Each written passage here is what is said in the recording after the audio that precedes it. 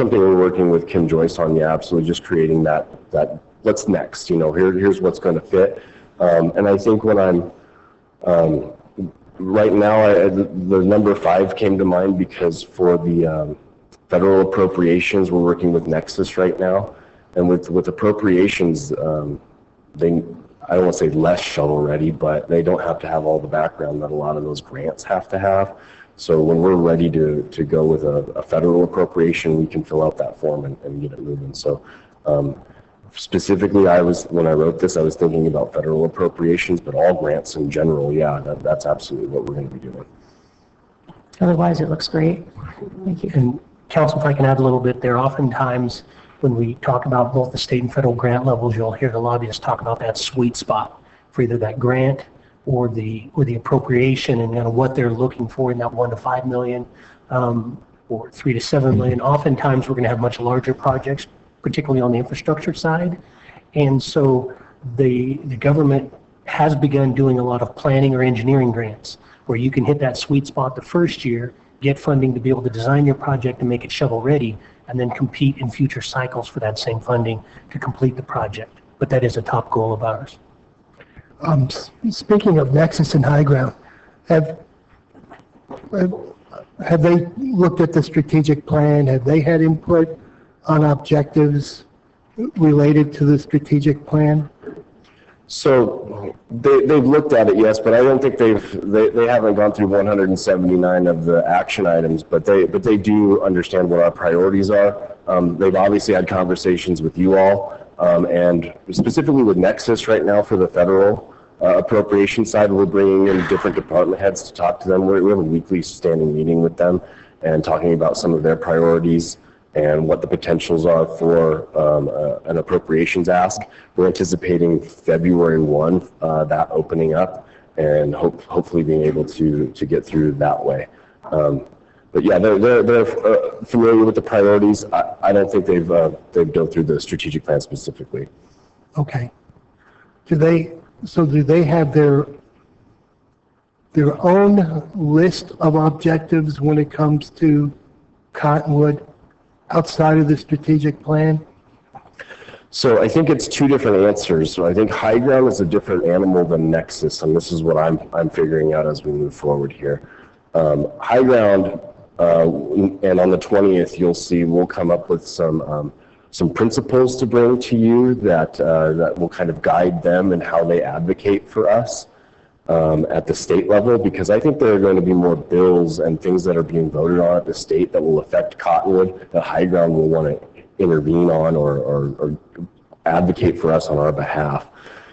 On the federal level, Nexus, I don't think they're going to necessarily be as involved in the bills and the day-to-day of federal legislation. They are going to be really focused on funding and finding the funding. So we're working with them to find that sweet spot, so to speak, of what types of projects we are in need of, what types of projects we have in line that makes sense for a federal appropriation ask. And the goal for us is to ask for 5 items in the federal appropriations this coming year. Okay. And that will be all $1 to $4 million asks. Okay. And if I can chime in here also, on the federal level, what you'll see, and I forwarded to council a couple of communications from Mr. Holmes there at Nexus, but in the past, like I've had the lobbyist reach out and say, hey, just want to let you know, Department of Agriculture is looking at changing the population threshold to make on what's rural versus urban. You might want to chime in on this because it'll impact you. And we've had that ability then to send letters from the mayor and council, and they will do that to all of their representatives. And overall, that can have an impact, especially if things are trying to be changed. And so, while they don't necessarily have a legislative platform for us, they're on guard and looking for things that might impact our ability to compete for that funding, and they'll make us aware so that they can then, on our behalf, make a plea to keep things how they are, make some changes that help us. I became aware of a grant that's available for the police department, which I believe would be lovely. Who should I talk to about that? I'm not going to go over it now. You should send it to Mario. Mr. Cifuentes. Mr. Cifuentes. Okay, thank you. This new revenue tracking dashboards. Can you go in a little more detail about what that is? Yeah, I stuck that one in there, and then I had to strong arm our finance director into saying, yeah, we can do that. We do have the software available through our OpenGov that has that technology and an ability to do that, and we are going to utilize our finance director, and she is going to make magic happen and make that work. And I'll let her expound.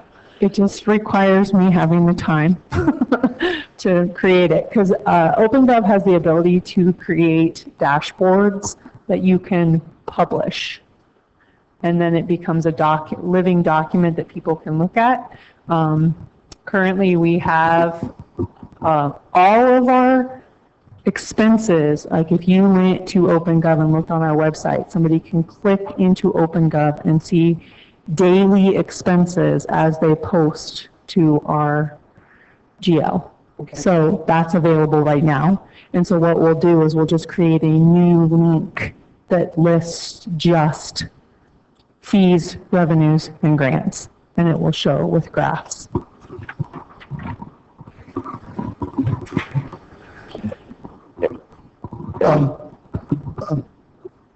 Go ahead. I don't know if you were going to elaborate on that answer. So, and Madam Mayor, Mr. Marks, I think that's been kind of we have to weigh out all of these objectives when it comes to doing the work and tracking the work. You know, sometimes just the capacity for tracking is challenging. Fortunately enough, we have a software that allows for this to happen. I promised Kristen that she could just teach me how to do it, and we'll probably be able to figure it out. But one way or the other, it's capacity for tracking the work and doing the work. Okay. 1-year objective: complete a master fee schedule to include airport utilities, etc. Is there? I'm really interested in seeing a master fee schedule. Is there a chance to move that objective up? I'll let our finance director answer that one as well. Mayor, Councilmember Marks, we have a fee schedule in an Excel sheet right now. That's where it is. And it's not updated with the new planning and zoning fees that they just updated, which is part of the issue, right? When you make a master fee schedule, then somebody changes their fees, and then you have to take the time to update it. But we will be updating that, and then we are also looking at the water and wastewater rates currently. We are doing a study right now on water and wastewater rates, so those will be updating as well. So we are working on it, and we will have one available within 3 to 6 months. Okay. So when we say 1-year objective, are we talking about December, end of fiscal year, end of calendar year 26? What I'm doing is I'm talking about 1 year from today. Okay. Yep, just trying to work through this calendar year here. Thank you. Mm-hmm. And I apologize, I should have started with this. If you have any questions, feel free to jump in. That's the idea of a work session here, is that we can have a conversation. So yeah, please feel free. Didn't stop me. Well, I appreciate you taking the lead on that, Vice Mayor. Okay, invest in existing assets, 3-month objectives. Complete scope and timeline for a citywide facility needs assessment and initiate data collection. Launch internal coordination improvements, including cloud permit training for all relevant staff. That cloud permit is what we're going to be using for community development. Again, to try to enhance and streamline that process. Complete the fire department standards of coverage documentation to prepare for a future fire station. Implement a new HR applicant tracking system. So that's to help us understand where everybody's at in that process, and if they're moving on or moving forward, they'll be able to understand that as well. Implement a public works work order system that's aligned with asset management. Can you go back to the first one in the 3-month and explain that a little bit better? what you really want to accomplish there, what you're going to do. Complete scope and timeline for a citywide facility needs assessment. Is that the one? Yeah. Yeah, so one of the big projects that we have in the strategic plan is a citywide facility needs assessment, and this is something that Public Works is taking on. So in 3 months, we want to have kind of an idea of what exactly that work is going to entail, and then a timeline for when it should be able to be done, because we have a lot of city facilities around, but we don't necessarily have a maintenance schedule for all of our city buildings. And so when we have if we have a maintenance schedule, then we can really start talking about future costs to maintain our facilities.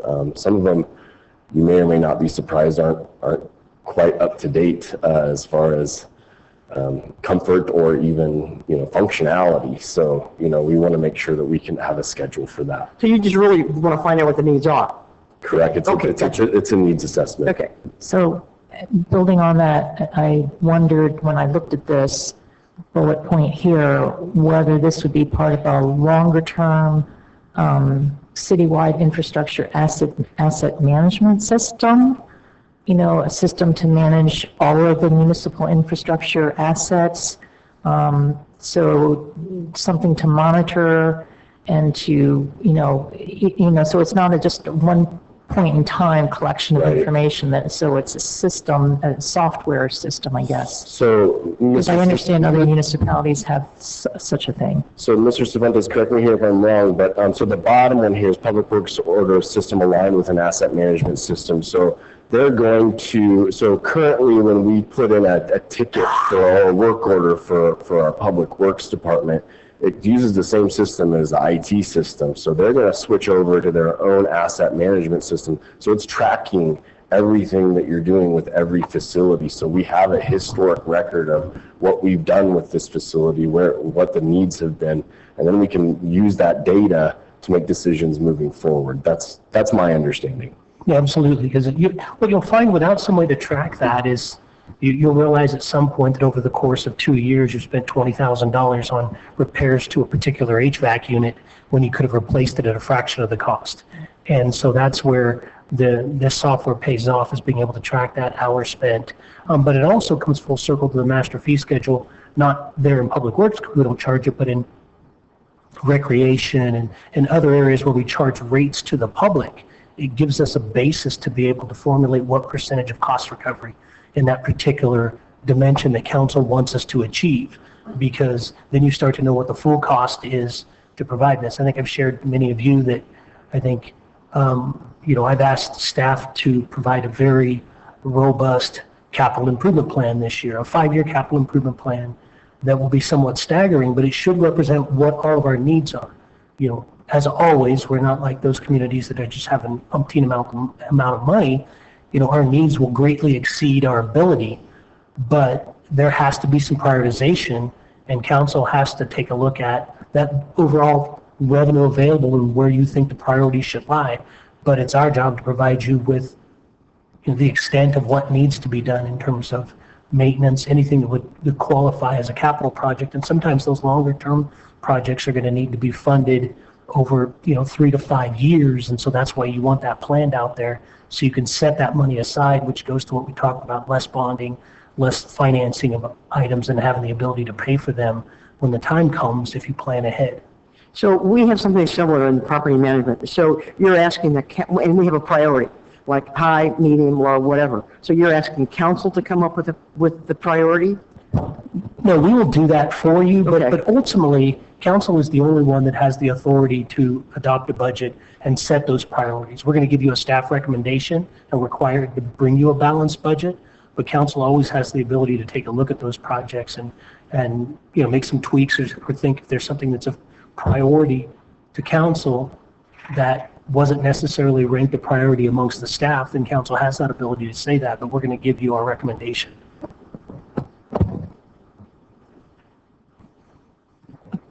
Does that make sense? It does, unless you expected that we, as council members, would go out and inspect facilities and make these decisions.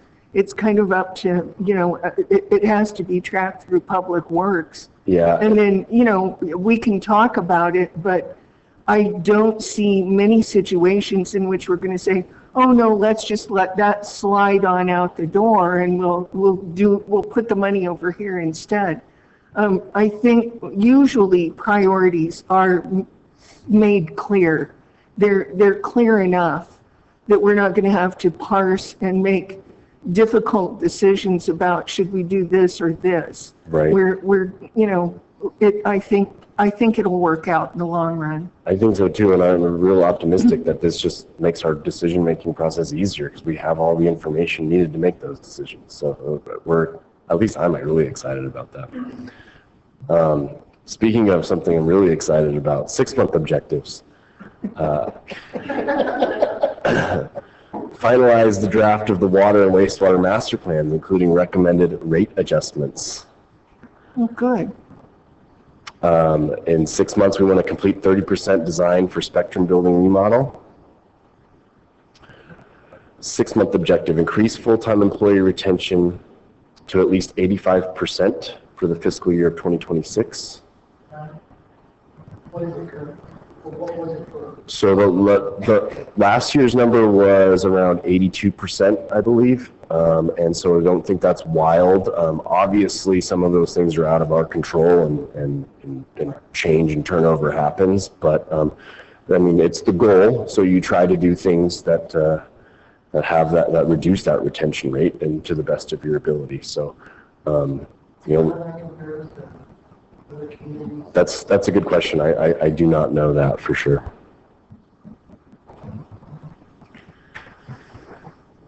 When I was at City Hall this afternoon, I noticed all the jobs that are posted on the board. How many? I was going to count, but didn't do that.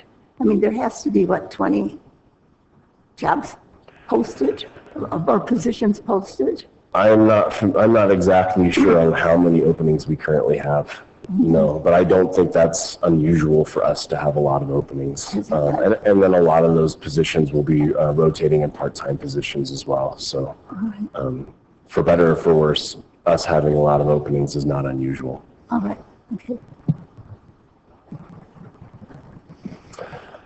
We'd like to complete the first phase of an IT strategic plan an assessment of the current conditions to include first draft of cybersecurity protocols.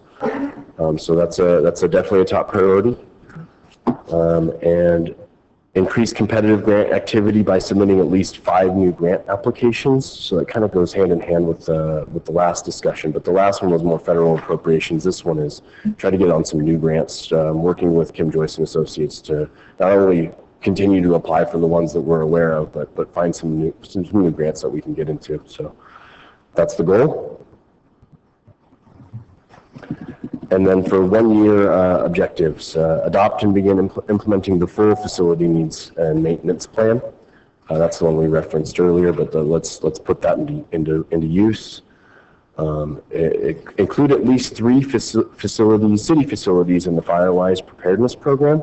And I know that the chief had done a presentation for you all not that long ago, but kind of put our money where our mouth is, and let's start with city buildings and let's make them Firewise. So we can do that. Implement approved rate changes for water, wastewater from the wastewater master plan. We want to implement an emergency operations plan. That would be citywide. And then we want to complete and implement a remote FlexWorks policy to allow for up to 10% of work to be done remotely. I'm going to highlight this because it changes the conversation just a little bit. I know that when we were doing our strategic planning, we said, 10%, it kind of read as 10% of our employees would work remotely. I think we're coming to the reality where there's going to be more and more remote work done, but it's going to be probably on a flex or hybrid schedule where you'll still need to come into the office. We're still very public facing, but there might be a model where you're doing 3 days in the office, 1 day out, or something like that. So just wanted to change how that reads. Can I ask something about the emergency operations plan? Yes. Are there any plans to hire an emergency manager, or is this still going to be part of the fire department, or are you going to move it to a different department? Generally, the fire department is where those things will reside. I think it will determine kind of ultimately what the structure looks like over there. I know the chief has discussed possible battalion chiefs in the future. I know they're currently recruiting for a division chief, and so depending on kind of the expertise and where they lie there, and I think, we'll have to figure out how that plays out in time. Ryan and I have a meeting with the county CAO next week on a variety of matters. Emergency planning is one of those, and kind of how they can help us. Most of the communities I've worked in, the county is a good partner, and they have much larger resources to be able to kind of help manage that and assist the city. So I'm hoping to be able to lean on that. Thank you.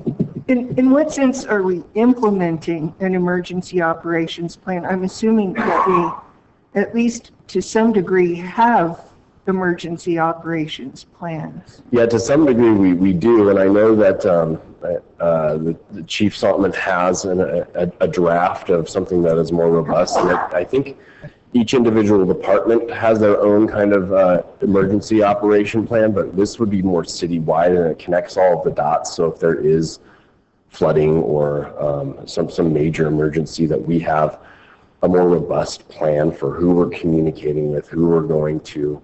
Not just each individual department has their own individual plan, but we need to have a bigger discussion about where all of these things go, and then where does the mayor fit in all of that is really what we want to be talking about. Well, one of the things, when I was kind of at the head of a charter school, a group of charter schools, in fact, I did some emergency operations training. Well, there we go.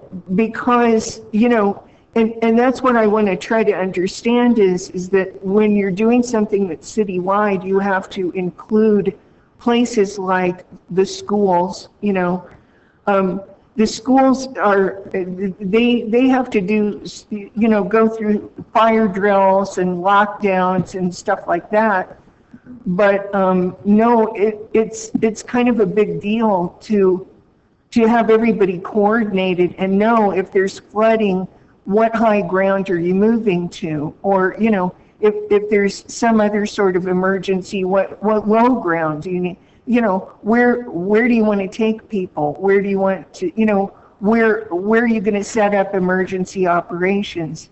Those things need to be, that information needs to be disseminated as well. It can't just be, well, we have this book right here. We got a plan. If people don't know what the plan is, how helpful is that in an emergency? It's not very helpful. So You're certainly talking Mr. Saltman's language right now. yeah, well, he and I have kind of touched on that before, actually. We talked to him a little bit about that before, but I want to understand to what degree we have an emergency operations plan, and are we building on that, or are we starting from the ground up? And I'm sure we're not, but it's kind of a big deal that we not only have the plan, but we know that it's properly disseminated throughout the community, so that everybody who would be concerned has that information, including the hospital and the nursing home and, schools, all of those places. Absolutely, a lot of stakeholders. Yeah, and it's kind of crazy just going from here to 20 miles down the road. The community difference, right? Like on how much this is, and Sedona just, the emergency manager falls under the PD at Sedona, and we just hired an emergency management coordinator. And I'll tell you, it took a lot of that off the bus because we're not experts in it, and he was. So it was a nice middle ground to find a coordinator, not a, emergency management necessary, but somebody who takes all this on. And so that really helped us. And again, like I said, it's crazy because you go from up there or down here where you're like, it could happen. Where you go up there and you're like, well, what's going to happen? It's just a matter of when. Yeah. The shift in mentality, really. Yeah. Okay, thank you. Anything else for this one? Okay, collaborate on shared goals, 3-month objectives, and even since I wrote some of these down, we might have to make some adjustments with some of these based off of staffing and whatnot. But that's why they're goals. That's why they're objectives. So 3 months, initiate coordination meetings with Northern Arizona Healthcare, Yavapai County Community Health, Verde Valley Caregivers, and Yavapai College to strengthen partnerships. I know some of that's already underway, and we're trying to be more proactive about reaching out and collaborating with our community. Launch citizen engagement program calendar, including Police Academy, Leadership Academy, and Coffee with the Council, just to be able to program and understand what's on the agenda coming up. And I would propose that we think about citizen engagement also in terms of volunteer effort. We have a couple departments that I know of within the city that do it particularly well, like PD and the library, and I would propose that other departments be asked to consider where volunteers could be helpful to them, because I think PD and library consider their volunteers a great resource.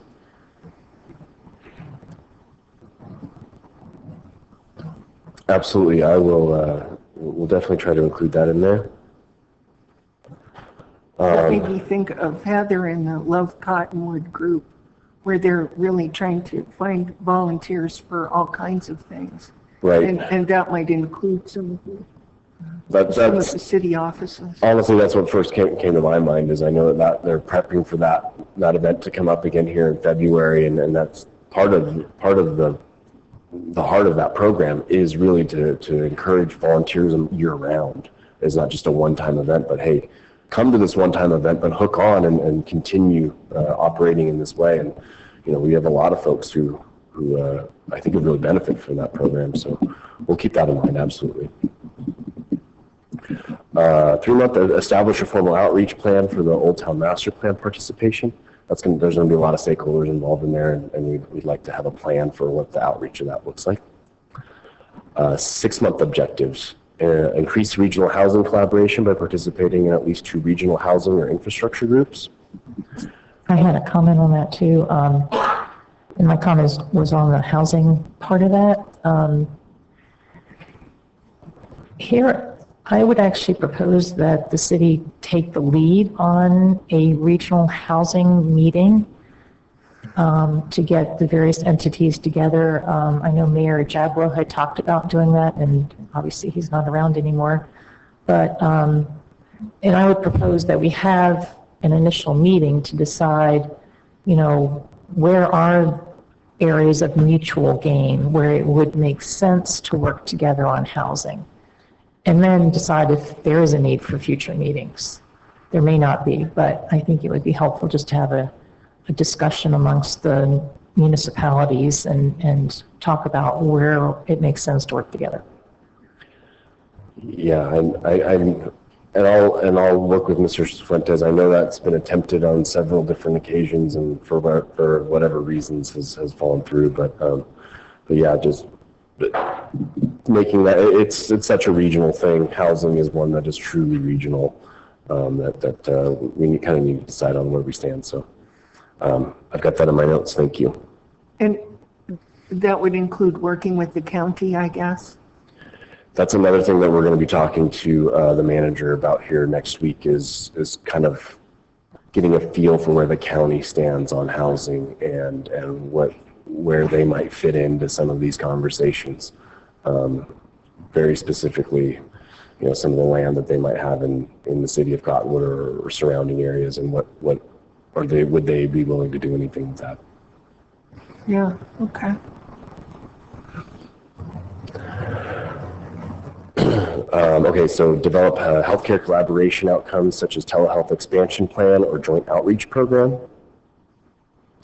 Present zoning advocacy strategy with High Ground, Gamma, and the League of Cities and Towns to council.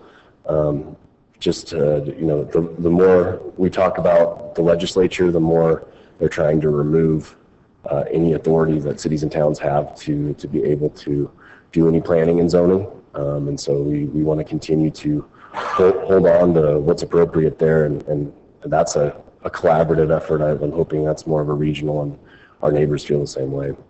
We know somebody at Clarkdale now, so we can have that conversation. I just ran into Senator Fincham And I kind of tried to catch him in a conversation about approaching short-term rentals. He's expressed an interest in repealing the law altogether, which was interesting because a few minutes later down on the House floor, I ran into Debbie Lesko, who was instrumental in helping that law get passed. But he believes he has a winning strategy. I don't know what it is. He's not revealing any of his secrets yet, but short-term rental is really one of the, he feels like he's made enough of a connection with some realtors to make some headway with legislation that will, you know, I don't know what it will do. I don't know if it'll blow up. I have no idea what he wants to do, but anyway, that's an area that he's working on. And it relates to some of the other zoning issues that people, especially in rural areas, are looking at. I mean, it's really disheartening when you listen to what short-term rentals has done to communities like Williams and Bisbee and Jerome, and you know.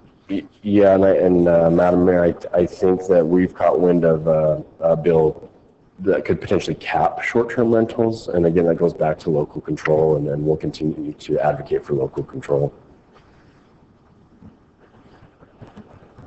1-year objectives for collaborate on shared goals. Increase intergovernmental and nonprofit partnership agreements by at least 3 to support housing, transportation, infrastructure, and healthcare. So again, back to being collaborative, and this is there's some real regional things that we can do. There's some that don't make sense to be regional, and we'll try to identify those and try to increase where we can. Launch joint campaigns with Northern Arizona Healthcare or Yavapai Community Health on healthcare access and wellness.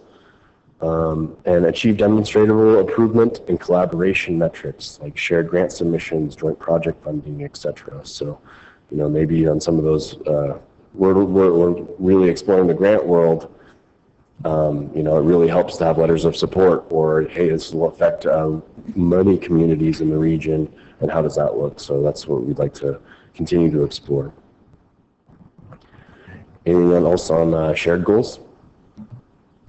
All right, meet residents where they are. 3-month objectives. Complete communications plan rollout for staff and departments. So it's kind of an internal communication plan that we have, so when we have something happen that we can communicate both internally and then communicate it externally too, so we make sure we're messaging appropriately. We're going to launch a budget priority survey with a target responsive minimum of 150 residents, and our finance director is working hard on that as we speak. We're going to begin implementation of the RAVE community alerts and increase subscriber enrollment to 1,500. So that community alert system is up and running, and I believe they have over 1,000 folks already enrolled and registered. So if there is an emergency, we have the ability to communicate with people. We want to implement a record retention system. And then in 6-month objectives, complete website audit and implement first round. Highlight the first round of accessibility and navigation improvements. There's some new laws and rules about municipal websites and how accessible they need to be, and we have to be compliant, but it's going to take some work. We want to make our Airport Commission and Historic Preservation Commission meetings available via video. Implement a new social media strategy to achieve 15% increase in engagement. And we want to increase our paratransit use by 10%. Do we have any ideas of how we could increase the paratransit? Is there any thoughts about that? Well, that one's a tricky one. Madam Mayor and Councilmember Mosley. So we really think that it will increase by 10%, and we don't necessarily have the ability to say no to paratransit users. It's a capacity issue for us because it is so popular that I think the last number I heard from our transit manager is that it had increased about 30% last year. And that creates its own issues in and of itself. it's a wonderful service. We need to find ways to continue to fund it and have the capacity to be able to do it. All right. I believe there was a headline in the newspaper about transit looking for a grant, put $5 million for new buses and, right, and then an increase will need additional transport, right? Yep, so that's the grant that they go for annually or biannually, and so that's routine for them. But I think the paratransit falls under a different bucket of money. No, it doesn't fall under a different bucket of money. So that'll be part of that grant ask. Okay. All right.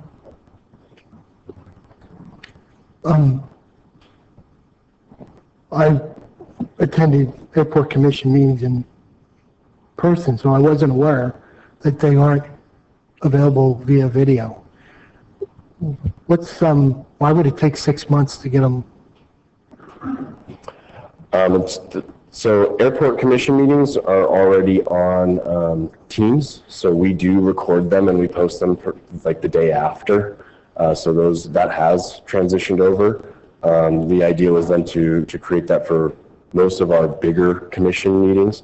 So we're looking at either Teams or some kind of alternative for that. But a lot of our discussion has been, hey, to pay for the service that we get for this type of stuff is fairly expensive. So we're looking for our own in-house ways to do that. And Teams has been kind of as long as the IT guy can figure it out, Teams has been okay for the airport commission. But we have to kind of button that up a little bit. But yeah, I think getting HPC on Teams is manageable, if not a more robust solution, which would cost a lot more money. So we're going back and forth on which one to do there. And Teams is preferred over Zoom? Teams is the more comfortable for us because it's what we have internally. Okay. So that's what, you're going to have more staff that are familiar with Teams. Okay. And hopefully all of our staff will be more familiar with Teams in the very near future.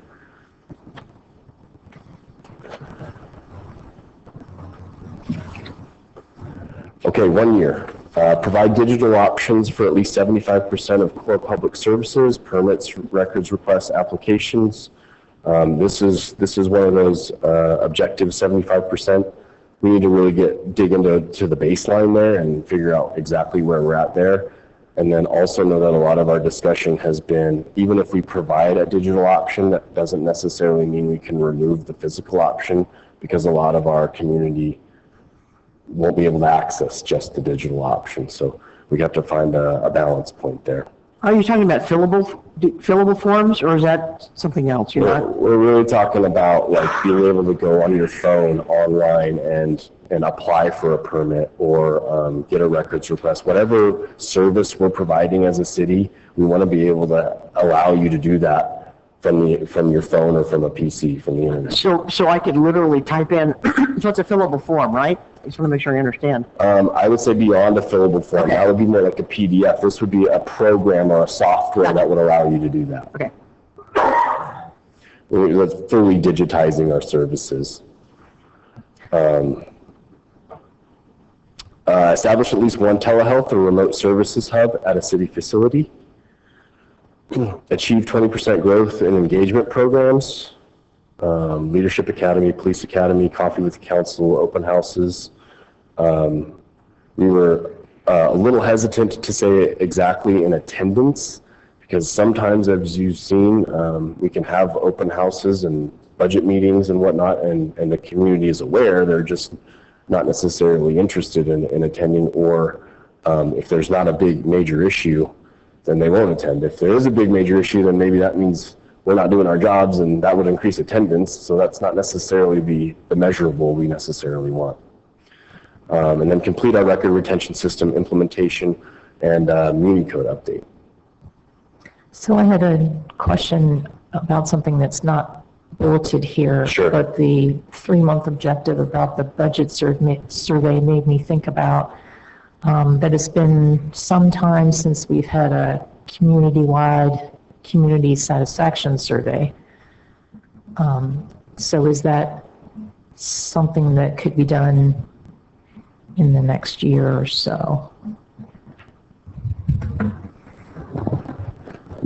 Yeah, Council, I think that's one of the things we talked about, like using, they used to have national, or NCS, now they've been bought out by Polco, but a lot of folks use them for community polling, and I think it's something we should at least look at and see if council has a desire to move forward with that when we get some estimates for that. But that's a good way to gauge kind of community satisfaction year over year, and if you establish a good baseline, then each year you can gauge how the community is responding to different efforts. You'll typically want to include the same questions every year, and then maybe 3 to 5 different ones each year based on what's top of mind, what's coming up, any particular projects that you want to specifically get input on.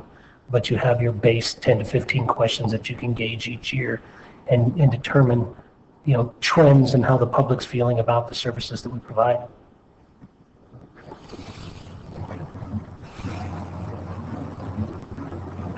Okay. The 5th pillar, balance a sustainable community with quality of life. Our 3-month objectives, update list of stalled housing projects and meet with developers to identify barriers. Begin short-term rental or corporate ownership data collection and issue preliminary findings. I'll tell you right now, I've had some discussions about the corporate ownership being a harder number to kind of nail down. But that's something, it's a goal, it's an objective. I'd still like to find it if we can. But the initial conversations I'm having with folks is that's a harder number to get. The STR data we can track down. So it's just numbers of properties? Yeah, like how many homes in the city of Cottonwood are owned by a corporate entity. And that's a harder number to kind of track down. I'm sure it can be done, it just takes money. Complete the purchase and begin utilization of upgraded radios for the police department. I believe you'll hear more about that here in the next meeting. Begin public education on growth, annexation, and water limitations. That definitely came from our discussion on housing, and there's a community concern of maybe us becoming too big, Cottonwood getting too big, becoming something that we're just not going to be able to become. For one, we won't have the water to ever expand and become what some people fear we might be able to become. So we want to have conversations about what growth in this community actually looks like, what annexation could look like, and what our real water limitations will be. We want to raise the threshold for offsite improvements by 200% with an annual increase thereafter. That's again to try to create some affordability out of housing. Right now, our threshold for making a developer do offsite improvements hasn't been updated since, I think, 1984. So we need to update that and make that a little bit more manageable. So if you come in and you do a development, there's a certain number of money that has to be spent, and then it triggers, you're responsible for offsite improvement sidewalks or something like that. We want to raise that threshold a little bit to be more in the 2026 realm, and then thereafter just automatically adjust as we move forward. Those automatic adjustments too are something we're having a lot of conversations about, is not just having to come back and continually update things, just automatically update as we go. That should be annual increases, right, thereafter? It should be. Mr. Marks, Yes. Thank you so much. I caught a typo that Joy didn't catch. Yeah. 6-month objectives. Complete updated housing study with incentive recommendations. So we'll be bringing that to you shortly. And then the incentives are, again, to have a better conversation about what, if we're giving up something for affordable housing, what does that actually look like? Create marketing materials for development marketing, for developer and public distribution. So to try to encourage folks to develop here, let them know what the process is here to develop and how easy it can be to develop here. Identify at least 2 projects suitable for public-private housing partnerships or DIGA incentives. Working on that as we speak. And that DIGA is the design incentive guidelines for affordable housing. So working with developers to try to exchange maybe a need that they have in return for some affordable units. We're going to complete the LIHTC application in partnership with Verde Plaza 2. So we've done that a couple of years consecutive, and we plan on doing that again this year. And then begin a citywide remote work destination marketing campaign. So if we can't necessarily promote or can't get a big corporation to move to Cottonwood, a lot of folks are working remotely this day and age, and there's a lot of quality of life to be had here. And can we attract those folks? And the one-year objectives. Launch at least one attainable affordable housing project in partnership with a nonprofit or developer. Got some ideas there, but nothing set in stone yet. Achieve measurable progress in the housing pipeline, so something that we're tracking the housing pipeline, and we want to make sure that it's not us holding the developers up. It's the pipeline is still there. People can still build. Identify at least 3 locations in the city to install a new well for future development. Ryan, excuse me, is that possible, drilling the wells? It is, all right. Okay. I got my expert over here Right. giving me the head nod. Right. Yeah, is it possible? Yes. Is it going to be I'm looking easy? at another expert going like this. Is it going to be easy? I would say probably not. But should we be having that conversation? That was one of the real benefits of this strategic planning process, is looking to the future, right? Is looking out, like, where can people develop and what's the barrier? A lot of times the barrier is infrastructure, and can we do wells? I'll let Tom talk about how difficult it might be, but we want to at least know if we're going to do it, where those locations are, and let's be smart about it. Increase walkability and recreation access by completing at least 2 multimodal or parks improvements supporting quality of life. And then complete the Old Town Master Plan and adopt at least 3 implementation actions, like the streetscapes or the parking events, however we can support business. So let's finalize that Old Town Master Plan, and let's start moving on some of the implementation actions. Again, we had approved the exchange of some property for the blowout wash. You did. And is that anything happening with that? So there's still, I believe, 3 or 4 easements that we need to obtain to finalize that, and then we should have all the access we need for those improvements. But yeah, that's still in the pipeline. I think 3 more easements still.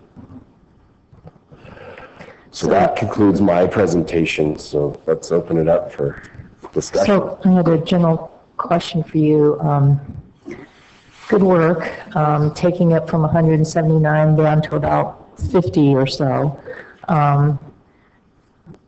That said, there's a lot here. And I know you said when you first started that you were aligning the strategic plan with the budget, but I do wonder if there is going to be enough money in the budget to do everything that's been proposed here. And so I'm wondering if from this list of approximately 50, this might need to be winnowed down even further to those items that are most achievable or likely to have the greatest impact. Do you understand what I'm saying? I think so. Vice Mayor, I think a lot of these items, like take the Old Town Master Plan, for example, 3 implementation items like that. We have no idea that some of those things might cost millions and millions of dollars and be 10 years down the future, but we could probably do some things in the more near-term future too, right?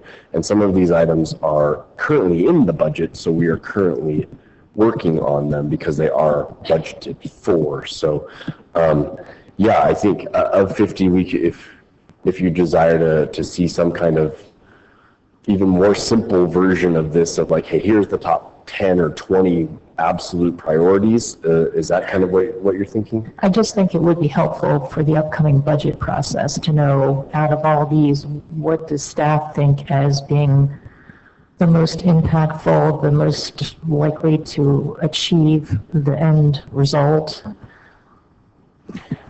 I think to your original question, the answer is yes. The budget will help drive some of this, but what it does is, like, as you mentioned, there were, 170 something items. Paring it down at least gives staff some measurable objectives that we can work towards. I shared with a couple of council members during my one-on-ones that this will ebb and flow somewhat like the future agenda items. As certain things start to become top of mind and we need to focus on this, we're going to only have so much capacity. So we will now come back to you, and I think we've made that pledge that every quarter we will bring this back to you and kind of how we're doing, what is our progress on those over the next year.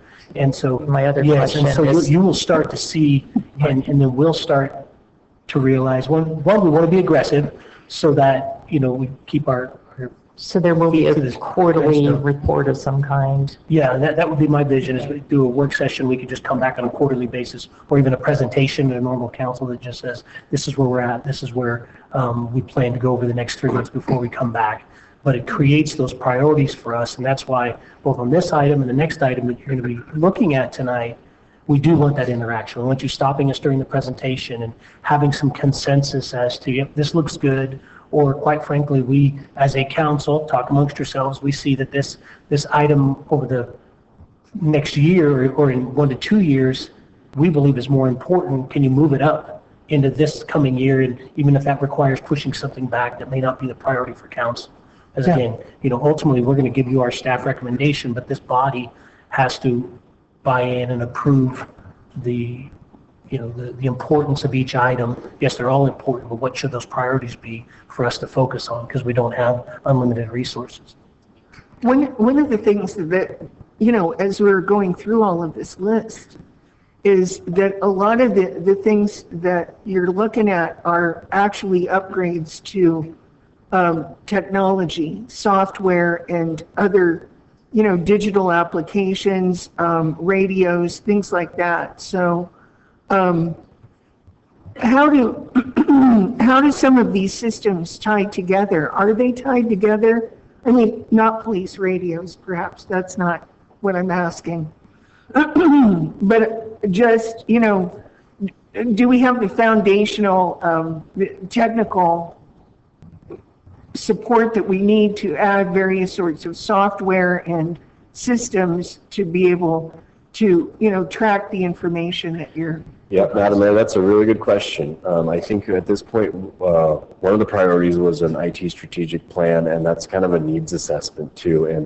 And we need to prioritize as staff, making sure we're communicating with our IT department and letting them know, hey, here's our plan, here's what, because sometimes they can be the glue there that says, hey, did you know this department already has this software? And maybe you can, kind of piggyback on it, or we're already paying for this. So we need a needs assessment. We need to kind of figure out each individual department, what their capabilities are, what they're currently utilizing, and then how do we make those work for other departments. And related to that, Kirsten and I have already had the conversation that it's very common for departments to start looking at software of their own and to move forward. Those salespeople love to come and meet with chiefs and directors and say, hey, we've got the product for you. And everyone says, wow, that looks great. But there's no consideration given to whether it fits with our current infrastructure, whether we can support that. And so it's important that any and all inquiries in pursuit of any software go through our IT folks. And so Kirsten and I are on the same page there, and we start to let the directors know, like, hey, when it comes to the CIP process, if you're looking to upgrade software or purchase new software, there needs to be a tracking mechanism that starts and ends with IT vetting it and making sure that it works. If not, what additional requirements are going to be placed upon our network to be able to host this specific software. So department heads are authorized to purchase their own software? Well, no, they're not, but they will start, if it's been budgeted, they'll have that procurement process that they can move forward because council's already adopted money to be able to purchase the software. And so, yes, they do have the process, but it has to go through finance. But by the time it's gotten there and they've made commitments, it hasn't even been vetted sometimes through IT. And that's where we say these things need to start with IT Right. before we even get that far down the So road. there's some software out there that's redundant. potentially. Well, one of the issues is that often you might have a software. Most software is now cloud-based. We have very few on-site Right. as part of our network, on-premise, what they call it. Most of it is cloud-based. The issue becomes like Springbrook, which is our financial software, has the ability to do other things besides just finances. Right. But is it in a way that the other departments want to get and use that data? So often what happens is I might buy a program like the ERP system of Springbrook saying this is a citywide, but it may not work for that department's purposes. They may not be able to use it how they would like to use it. So then they look for other softwares that they feel might serve that purpose. They just need to make sure that they are reviewing with IT to make sure that data can be transferred in and out, that they communicate, that it's a program that is going to work with even, financially with our banks, with everything, to be able to make sure that that software is a usable thing. But there is no software that is perfect for every Oh, department. no, right, absolutely. And so you will inevitably have several different programs for different departments. No, there'd be different programs, yeah, based on the unique needs of different departments. But if, like you mentioned, the Springbrook, where... That's our you know, financial It's a software. pretty versatile, it sounds like it's a pretty versatile platform.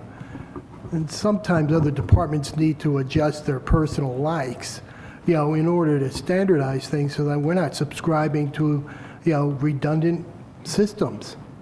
Well, I will say, the applicant tracking software that Ryan was mentioning earlier, we had it in Springbrook originally, and it was kind of cumbersome, and now they've upgraded. So now we're going back to Springbrook with their new upgraded version that is much nicer moving forward.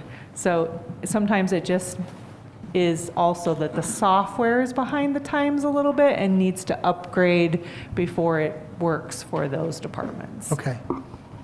I have a couple of softwares that I can sit down and talk to a department head. Just kidding. My own program. Any other questions? Yes, for who Mr. has Bigelow? general oversight of this?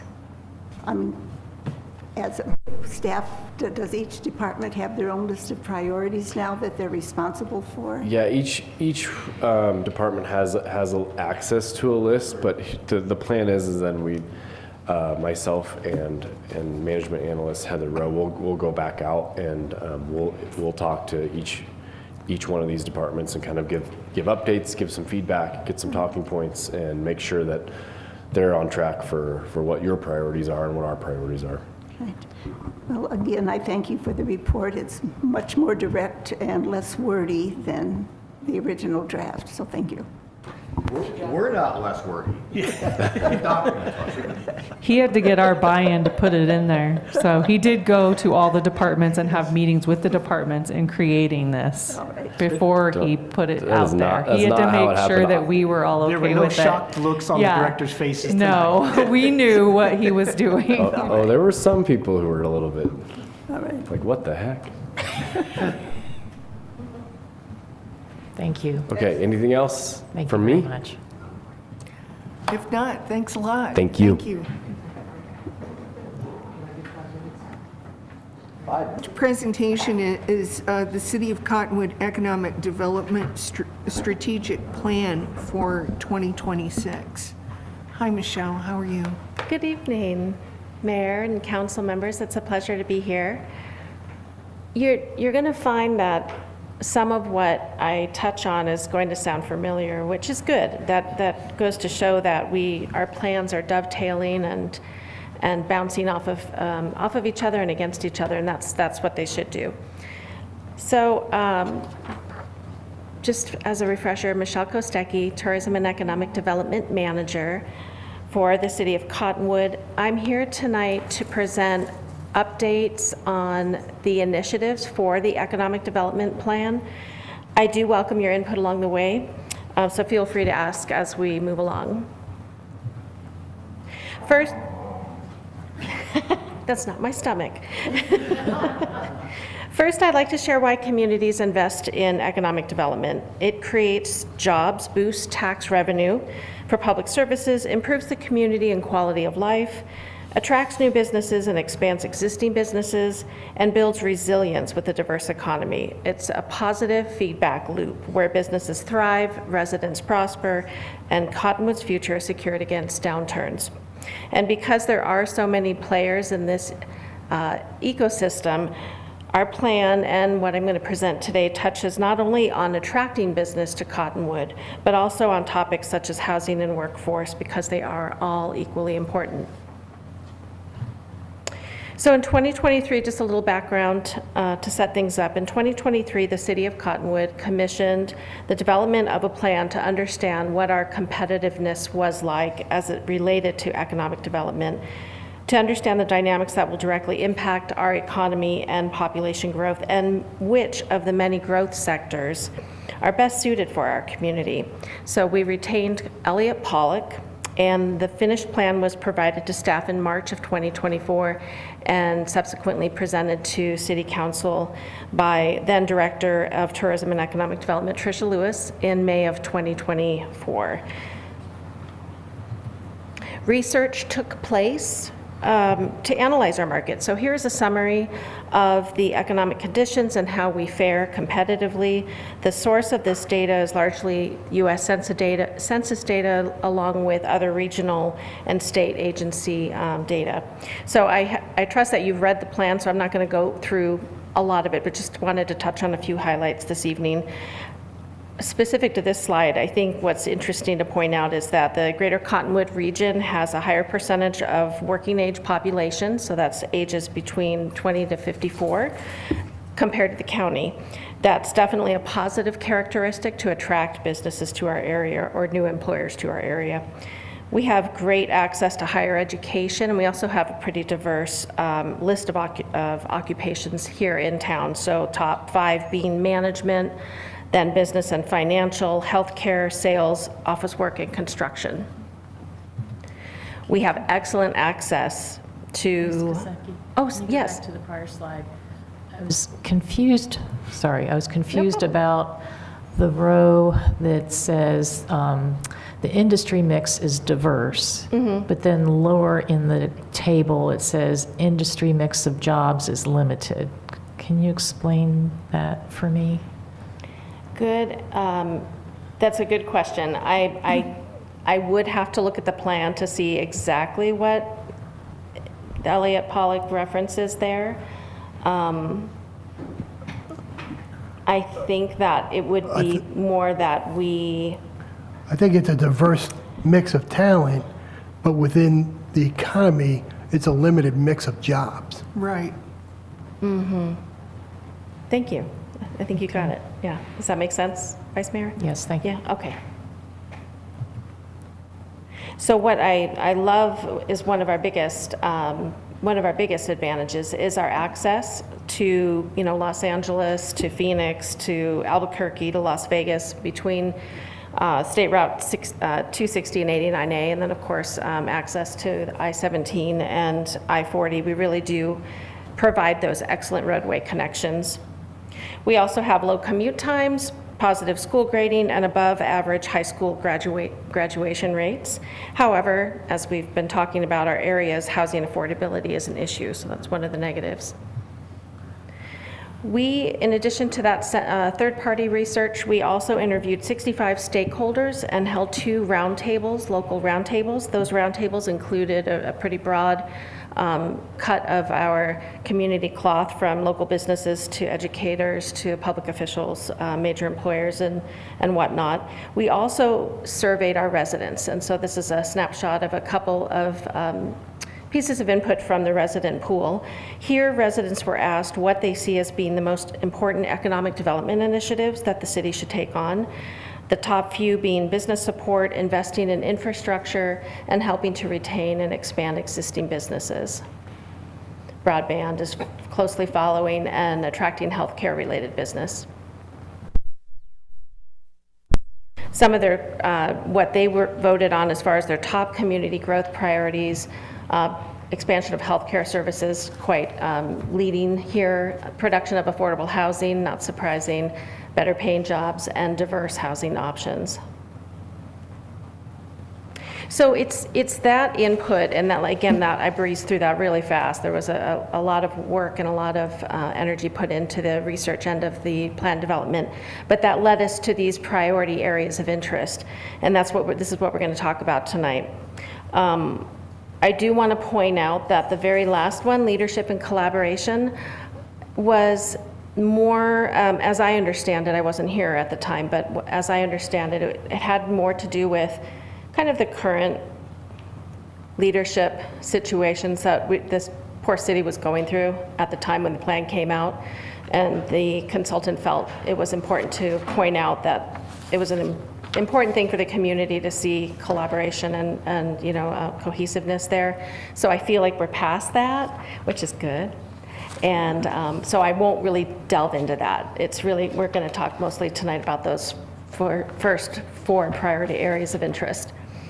I should also, I bring it up because I figured you read the plan and it's in the plan, so I didn't want to, I'd be remiss if I didn't mention it. But also in your packet, you have, what we're going to talk about tonight, you have a spreadsheet that lines all of the initiatives out in a way that is in progress. Short term, which covers fiscal year 27 and 28, so the next fiscal year and the year after that, and then long term, which covers 3 years after that. I bring this up to you because we're not going to go through all of that tonight. We're only going to cover what's in progress and what's short term. But if you want to see what we believe the priorities should be over the next 5.5 years, that's what that spreadsheet is, probably an easy thing for you to review. And then as we go through here, if you're feeling like, as Mario had mentioned, that priorities need to shift, that's what we're here for tonight. So I'm happy to take that into consideration and move forward. So on the house, we're going to start with housing, and housing, an appropriate title by Elliott Pollock and Group, meaning that this is the topic that, one of the topics that needs to be addressed. And what I'm going to go through here is housing from an economic development lens and the recommended initiatives that we should undertake. But I do want to say that, as you know, Mr. Bigelow is going to be seeing you next week. And he's going to go into a deeper dive on housing. So he's familiar with what I have here on my slides. They, again, dovetail into what he's going to present and then some. So I'm just know that we'll get more into the housing conversation, I think, next week. But certainly, if you have questions about what I'm going to share, feel free to ask. So let's see. So we, of course, are going to continue to focus on attainable housing. This was a number from the August residential update from community development. At the time, there were nearly 400 market rate units under construction. That's actually shifted down to a smaller number now from a few months back. Of course, the construction is wrapped up, but it isn't affordable housing. It's market rate housing. And I do want to point out, though, that this kind of housing still can have a positive impact on the community because it can increase overall housing supply, allowing people options to move and therefore vacate their prior residence. So that movement still can help, but naturally our goal is to focus on affordability. So that's obviously where our head is at, and that will remain a priority. I just want to be clear on that. Identify and properly zone suitable sites to promote specific housing developments, including city-owned land. Well, we don't have a lot of city-owned land, but we do have some parcels in Old Town area. So as we look at that Old Town master plan, that's something we want to look at and see if that's an option. Collaborate with development. Was there a question? No. Okay.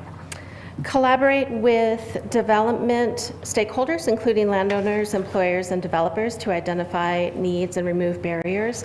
We're continuing the conversations with developers to let them know, and this is some of what I can help with too, how can we help you succeed? Part of that too, that I was happy to report a few months back when I met with you the first time on the housing topic, was to continue that stalled projects outreach. So continue making calls to those projects that seem to have just stalled or stopped or are not moving. I guess those are all three, one and the same, but having those conversations has been really insightful, and so I want to pick that ball back up. It's been admittedly a couple months, and now I'm excited to pick that phone back up and just check in with those projects that are not moving and ask why, and then hopefully help them out. Create a welcomed and streamlined entitlement process. So a couple things that are kind of pointing to this now. The administrative review process should streamline and point to this initiative. The developer marketing packet that Ryan mentioned earlier is something that we are looking at the content for that right now. It's really interesting that as we talk to other municipalities and other teams, you'd think that this would exist, and it really doesn't. And when we just were on a call the other day and we mentioned it, and they said, oh, that's a great idea. So I think it's surprising that we haven't found something to mimic, but let's be the leaders on it. And so we have been looking at what kind of content should it contain. So that's kind of where we're at with it, but really need to put some additional focus and get this moving. And I think that's something that obviously the developers should be able to give you some hints on that. Absolutely. And have you had any, well, I'm open, are there any developers that you've talked to in the past that have said, no way, cancel, or are they just stalled? No, I mean, like I said, granted, it's been a couple months since I made a call, so in all honesty, but back then when I did, no, there were no no's. They were just, well, it's cost of construction, it's this, that, and the other. It's, oh, I didn't have much luck on this one situation, so I need to give you guys a call back. And I mean, so nothing that wasn't a hard no, or nothing that was a hard no. And then the other piece to this is a location change of our code review board meeting. So today we had our first code review board meeting at the rec center. And it was interesting that the developer who was there to talk about some future apartments said, his whole team were like, oh, this is a really nice facility. We just wanted to put our best foot forward, have a place where people open the doors and there are actually a lot of people milling around and they get a chance to see how active our community is. And there's also someone at the front desk who can kind of direct them to the room. And it was just a positive validation that we made the right choice there. The community land trust. So we're aware of what this concept is, and we do know that the Verde Valley Community Development Organization led by Mary Shaquin, is they're the ones that are kind of moving forward on this, and I think we're just going to keep an eye on it and see how it works. I know this is probably a conversation that could take probably the rest of the evening, but I just know that our eyes are on it and we're listening, and we're side by side with Mary on kind of seeing how it goes. Developing housing development incentives that may include density bonuses, et cetera. So this is the DIGA guidelines that Brian mentioned earlier. So we're kind of already on that, already kind of tapped that, can check that box. And then, as I mentioned, just a reminder that the official housing update will be next week. Any questions on this before I move into the other priorities? So you mentioned how you were making calls with developers regarding stalled projects. For the rest of what you outlined here, where do you see your involvement? Do you see direct involvement on your part or your department's part? Yeah, no, that's a great question, because in some ways I'm in a support role, and I think that's how it's kind of been working, and I'm good with that. But I think, maybe an additional conversation to kind of maybe further outline. This is just how I think working in the administrative building has kind of evolved. I don't even think we've really I'm looking at Ryan's back, but I don't even think Ryan and I really said, well, you do this and I do this, but it's just kind of naturally supporting what he leads, so. I'll take a stab at that one.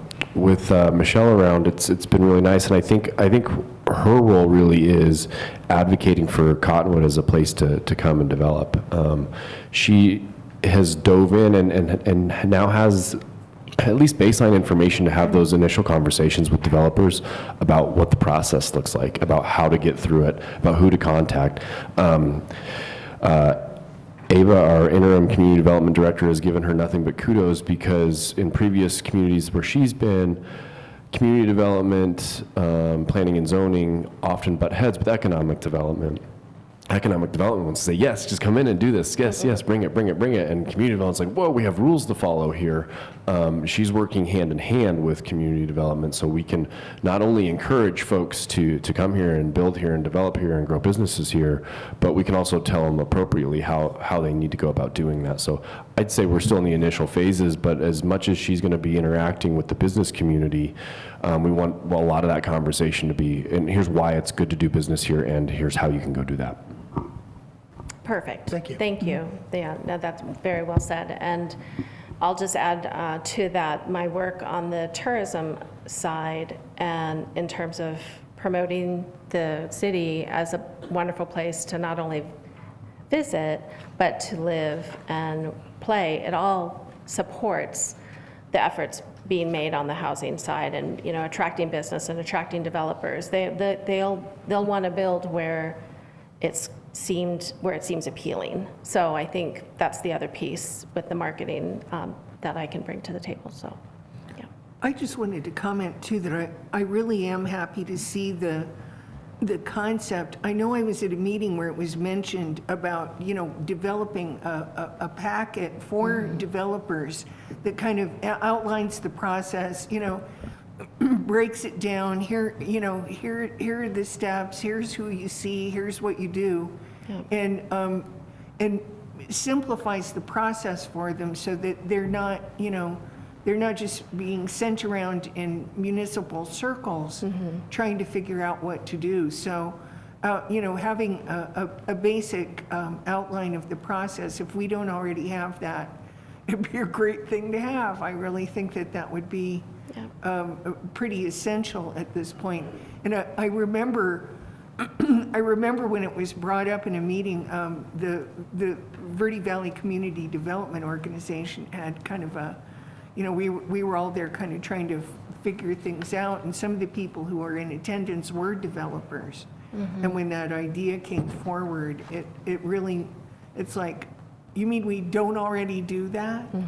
So yeah, that'll be a good thing to put together and refine over time. Yes. It may not be perfect to begin with, but it'll be a tool going out the door, and it can be refined depending on what developers' needs are. Yeah, thank you for that, Mayor. I agree. I think anything we develop should be a living and breathing document, because that's who we are, and I think having that flexibility is helpful to adapt it as needed. So, thank you. All right, so the other priority area is quality of life and quality of place. And in progress is the RFQ process for the Old Town Master Plan, as you're aware. That plan will help us to analyze the highest and best use of city-owned properties and buildings in Old Town. So we have just under 10 vendors who have submitted in response to the RFQ, which is great. And our aim is to award that vendor sometime in the next few weeks or coming month. Additionally, we will continue to support the rec center, the library, transit. These facilities really are the backbone of our community. They do enable commerce, and they help improve quality of life. And ultimately, there's that word again, Cottonwood's appeal. So having these facilities just makes Cottonwood look good to developers and businesses coming to set up shop here. Yeah, and I just want to add on to that, that the importance, I think, of supporting these facilities and investing in these facilities, maintaining these facilities, keeping them fresh and vital. And I personally think placing the priority on maintaining and supporting and keeping them fresh and vital over creating new facilities. Okay. Got to take care of what you got. Yes, and I agree. I'm a firm believer in doing what you do really well and not spreading so thin to where it's just all so-so. I agree. The other, we mentioned surveys earlier, so this was your perfect question, Vice Mayor. We will talk with in-house about the Polco concept, but yes, the interest is, of course, to regularly survey our residents to identify and affirm what they love about the community and what needs to be improved. The other piece is enhancing the utilization also of the station on 6th. So, the station on 6th creates jobs, it promotes senior health and independence, which is so important. So we'll do our share to help support and collaborate where needed as well. So this one kind of threw me a little bit, and maybe it's just the wording, enhance, improve, and increase utilization of the senior center. I think I speak on behalf of council when I say we all support the senior center. I think just the city staff does as well as supporting all of the nonprofits in the area. But I think the task of improving and increasing utilization of the senior center is something that's the responsibility of the station on the 6th executive director and their board. I don't really see it as the responsibility of the city to do that. So, and I know this wording was created by Elliot Pollock. But could we revise it just to say, support the senior center and the community's nonprofits? And maybe as we go forward, we can define what that looks like. Well, I can, yes, I see where you're going. I actually have a piece from the plan that might help give context to specifically the senior center, and that is by improving seniors' physical and mental health, senior centers reduce the burden on emergency services and costly long-term care, keeping seniors in their home longer, which benefits the local tax base. So you can see kind of where the line of thinking might be. But, to your point, I mean, we do have a lot of kind of free marketing channels, if you will, just ways to get word out and remind the community of different services. I mean, through our social media and our newsletters and whatnot. So that's where my head was at with this, at a minimum, but I don't think we're talking resources in terms of financial. That's exactly where I was going. Yeah. Or thinking. So is it more just about utilizing, especially now since we're doing some of our own senior programming, utilizing what we do to enhance the awareness of the senior center and what they offer to seniors? Right. Okay, Yes. yeah, we can work on. Yeah. That I'm improving that fully a in little bit. support of. Yeah. Okay, Yeah, good. Enhance awareness, I think that helps. yeah. Okay. Definitely. Yeah, and not only the senior center, I would say all nonprofits in the community. There's so many of them that are doing great work for our community. For sure. And delivering similar results as what you described. Yeah, And that can go in the marketing piece to the developers as well. yeah. And these are the facilities that we've got, that kind of thing. Exactly.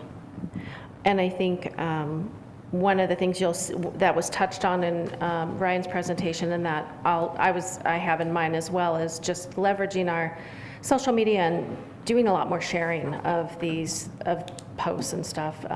Just to be able to, we don't have to recreate the wheel, but tagging on and sharing and whatnot with the other community, with the other nonprofits, or with nonprofits, et cetera. That will make it easy to kind of help them get the word out as well and improve that awareness.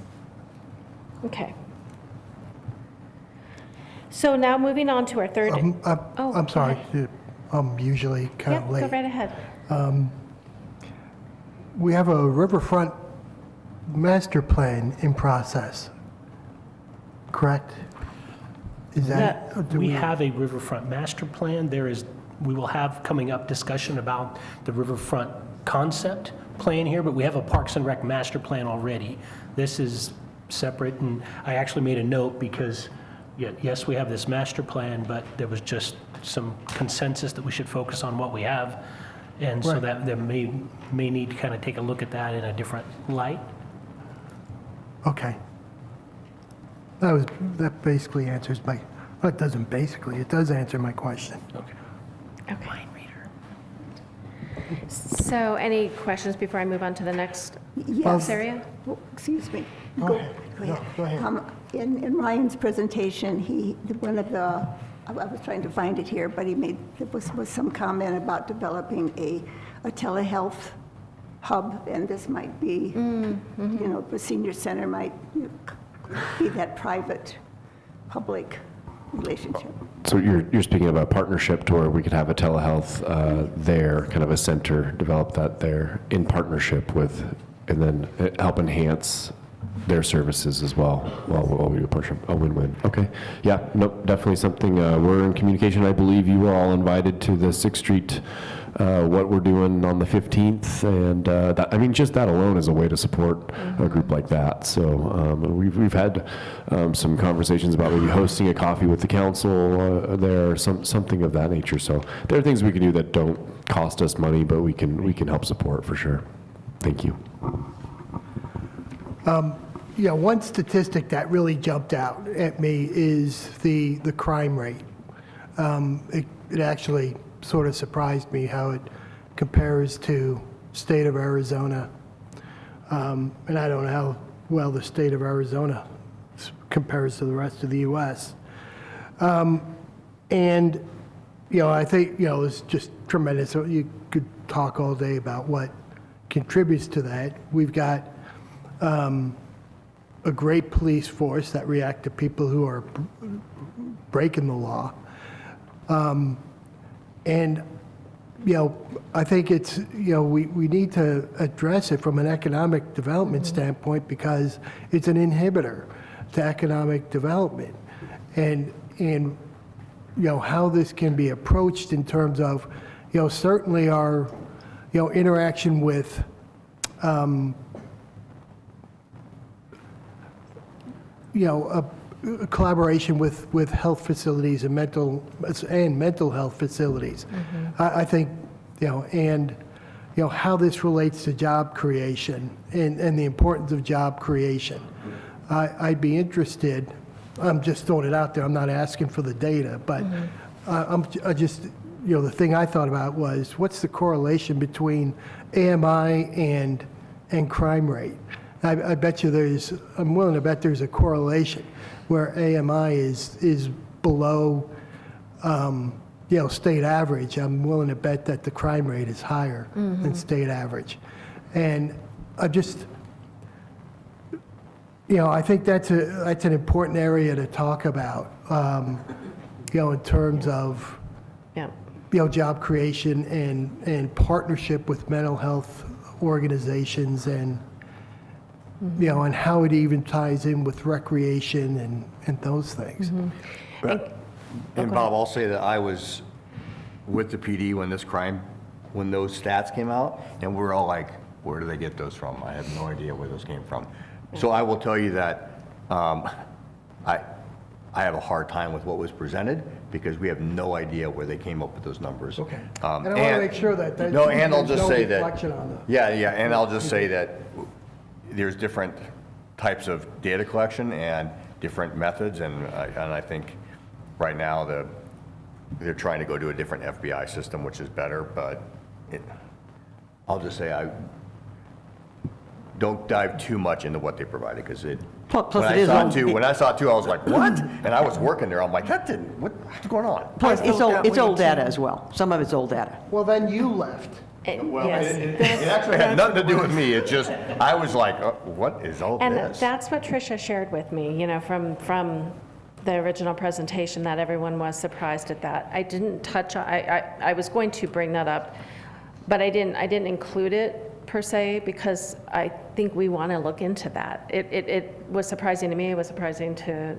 our city manager and to staff. So it's definitely something to look at. I think we're all on the same page I think with it that. would be surprising to Judge Kelly as well, because we get monthly reports from her, and she doesn't seem to be overwhelmed with criminal cases coming before her. Right. So, and I realize, yes, some things may go out to the county, But as far as Cottonwood proper is concerned, our crime statistics are not overwhelming. Plus, they just did the DWI task force. I think they got 2. Was it 2 DWIs they gave out? Something like that. I mean, it was Small. nothing. Yeah. Well, then I'd be interested in finding out what, I'd be happy to accurate circle data. back with Yeah. you all on that, because that's definitely something we didn't look into that before tonight, frankly, and I didn't want to overstep and misstep and say something, but. So on it's- your master chart Yes. here with the priorities based on time, it says for public safety matters that relate to economic development, it says TBD evaluating initiatives. So Exactly. So at some point in the future, we'll be getting an update. Is that right? For sure. Okay. Yep, yep. Good. Thank you, everyone. All right, so we'll move on to education, training, and talent is the third focus area. That really is what you would think when you think of workforce. So we'll start with supporting Yavapai College's Verde Valley campus through activities such as assisting in securing resources and support needed to continue to provide their outstanding education and training programs, helping them to unite educational offerings with workforce development needs, so, kind of bridging that gap, developing more effective job training pathways and placement processes between employers and post-secondary educational institutions, which would be Yavapai College. And there's a couple examples of what that could look like. The other piece is improving communication with high school students, so to keep them informed about career and college opportunities here at home, so we don't lose them. So all of these workforce initiatives that are short-term that I just referenced really first begin with recognizing who is in this ecosystem and meeting with them. So that's the schools, trade educators like Bhakti, employers, workforce boards. And my goal is to, make introduction with these folks, which I've been doing. I had a chance to meet with the dean and the associate dean at Yavapai College, had a lovely meeting with them and shared with them the importance of our partnership and how we want to work more deeply with them, so they're very open to that. I'm participating in the Yavapai County Workforce Summit events, so really getting a really good snapshot of what's happening at the larger state level, and then collaboration with what's happening in our county and how we can prepare for that. And then my next step is really just to develop regular meetings. I want to meet with these folks on the regular so that there's regular communication about where the gaps are, what are the needs, what the real landscape looks like, and then how we can help. So I think all the initiatives that I referenced can be addressed after I start having these meetings. I think first we need to just start talking, and they all seem open to it so far, so that's kind of where that's at. But over the next 2 fiscal years, you'll see some movement in this for sure. Just from my perspective, and I hear this a lot, we watch our kids, right? We raise our families, and our kids leave because the opportunity's not here. And then they always come back, right, in their 50s because this is where they wanted to be. They would have stayed here originally. So I think we really, in my opinion, need to find a way to bridge that gap of how do we, like you said, keep those families here, and how do we keep those educate them. homegrown kids here, because they want to be here, they do, because they always return, right? But it's just, what's that piece that bridges that to keep them here for that? So Exactly. I think that's one of the most important things we can do, because we watch it happen all the time. Kids leave and then they come back 20 or 30 years later because this is where they wanted to be. So Yeah. we just need to make sure it's here I for think them. one way maybe we could attack that, if possible, is with companies that don't need the employees to work at their office in Phoenix or whatever. So remote work for some of the kids or whatever, whoever, anybody for that matter. Yep, that speaks to that remote work piece that Ryan had mentioned. Right. And a campaign that, gets people to recognize that they can work from here and work for anyone. Right. And that speaks to broadband, which we'll touch on a minute here, because that's super important if you're going to be, targeting that kind of resident. But yeah, I think we all want the same thing. I think there's just pieces that we need to understand before we can provide the solution. So this is a good focus area for us, though. I'm excited about it, and it seems like so far folks that I've talked to are excited about it as well. So I think it's just bringing them together also and talking in the same room, because everyone's wanting to address the solution, but they're maybe doing it separately. So. You know, we need to connect with some of these potential employers and say, no, look, we have educational opportunities here. We have Yavapai College. People here, kids can be halfway done with their college education by the time they graduate from high school with some of the programs that Yavapai College has classically supported. This isn't something new, but they are now offering, what is it, a 96-hour bachelor's degree, which pares down quite a lot, for quite a number of credit hours are shaved off, so that a bachelor's degree is highly attainable, and in some fields. But who are the employers who can take these kids on? If we're training them, where are they going to go? I mean, some of the programs that we have here at Yavapai College are kind of limited now, and the general studies programs seem to have kind of dried up and blown away. If you want to take an art class, you can't do that here anymore, I don't think. You're not going there for liberal arts education. You're going there for specific training. But, other than healthcare, and fire and safety, where, how can we keep kids here unless the businesses are here to bring them into? Right. I think what's exciting too is I'm part of a few different associations, like the Arizona Group of Economic Developers, AED, and they have a workforce committee, and I'm on that committee, and it's helpful to hear the ideas that are generated. I think that's one of the wonderful things about spending an hour, once a month sitting in on these calls, when sometimes you go, I've got a lot of work to do. But the idea generation is so wonderful. And so I'll be gleaning, just to kind of get ideas about what's being done. Now, Phoenix Metro is a different situation, but there are other people that sit in these meetings that are also from rural areas. So I'll keep you posted. Okay. Yeah, for sure. Thanks. Yeah. All right. So now, before we move away from workforce, any final questions before I jump into the business attraction and investment side? Okay. So this is our fourth and final priority for the night. We'll continue to remain the economic and commercial hub of the Verde Valley. We've got a number of ways to help in that regard. Retail Strategies is coming on board here shortly, which I'm super excited about. Regular collaboration with business owners and operators. I am really wanting to do one-on-ones with the business owners and operators. That will have to be over a long period of time, but I think it might be worth it just to develop those relationships and let them know that they have a city representative that they can come to if they have questions.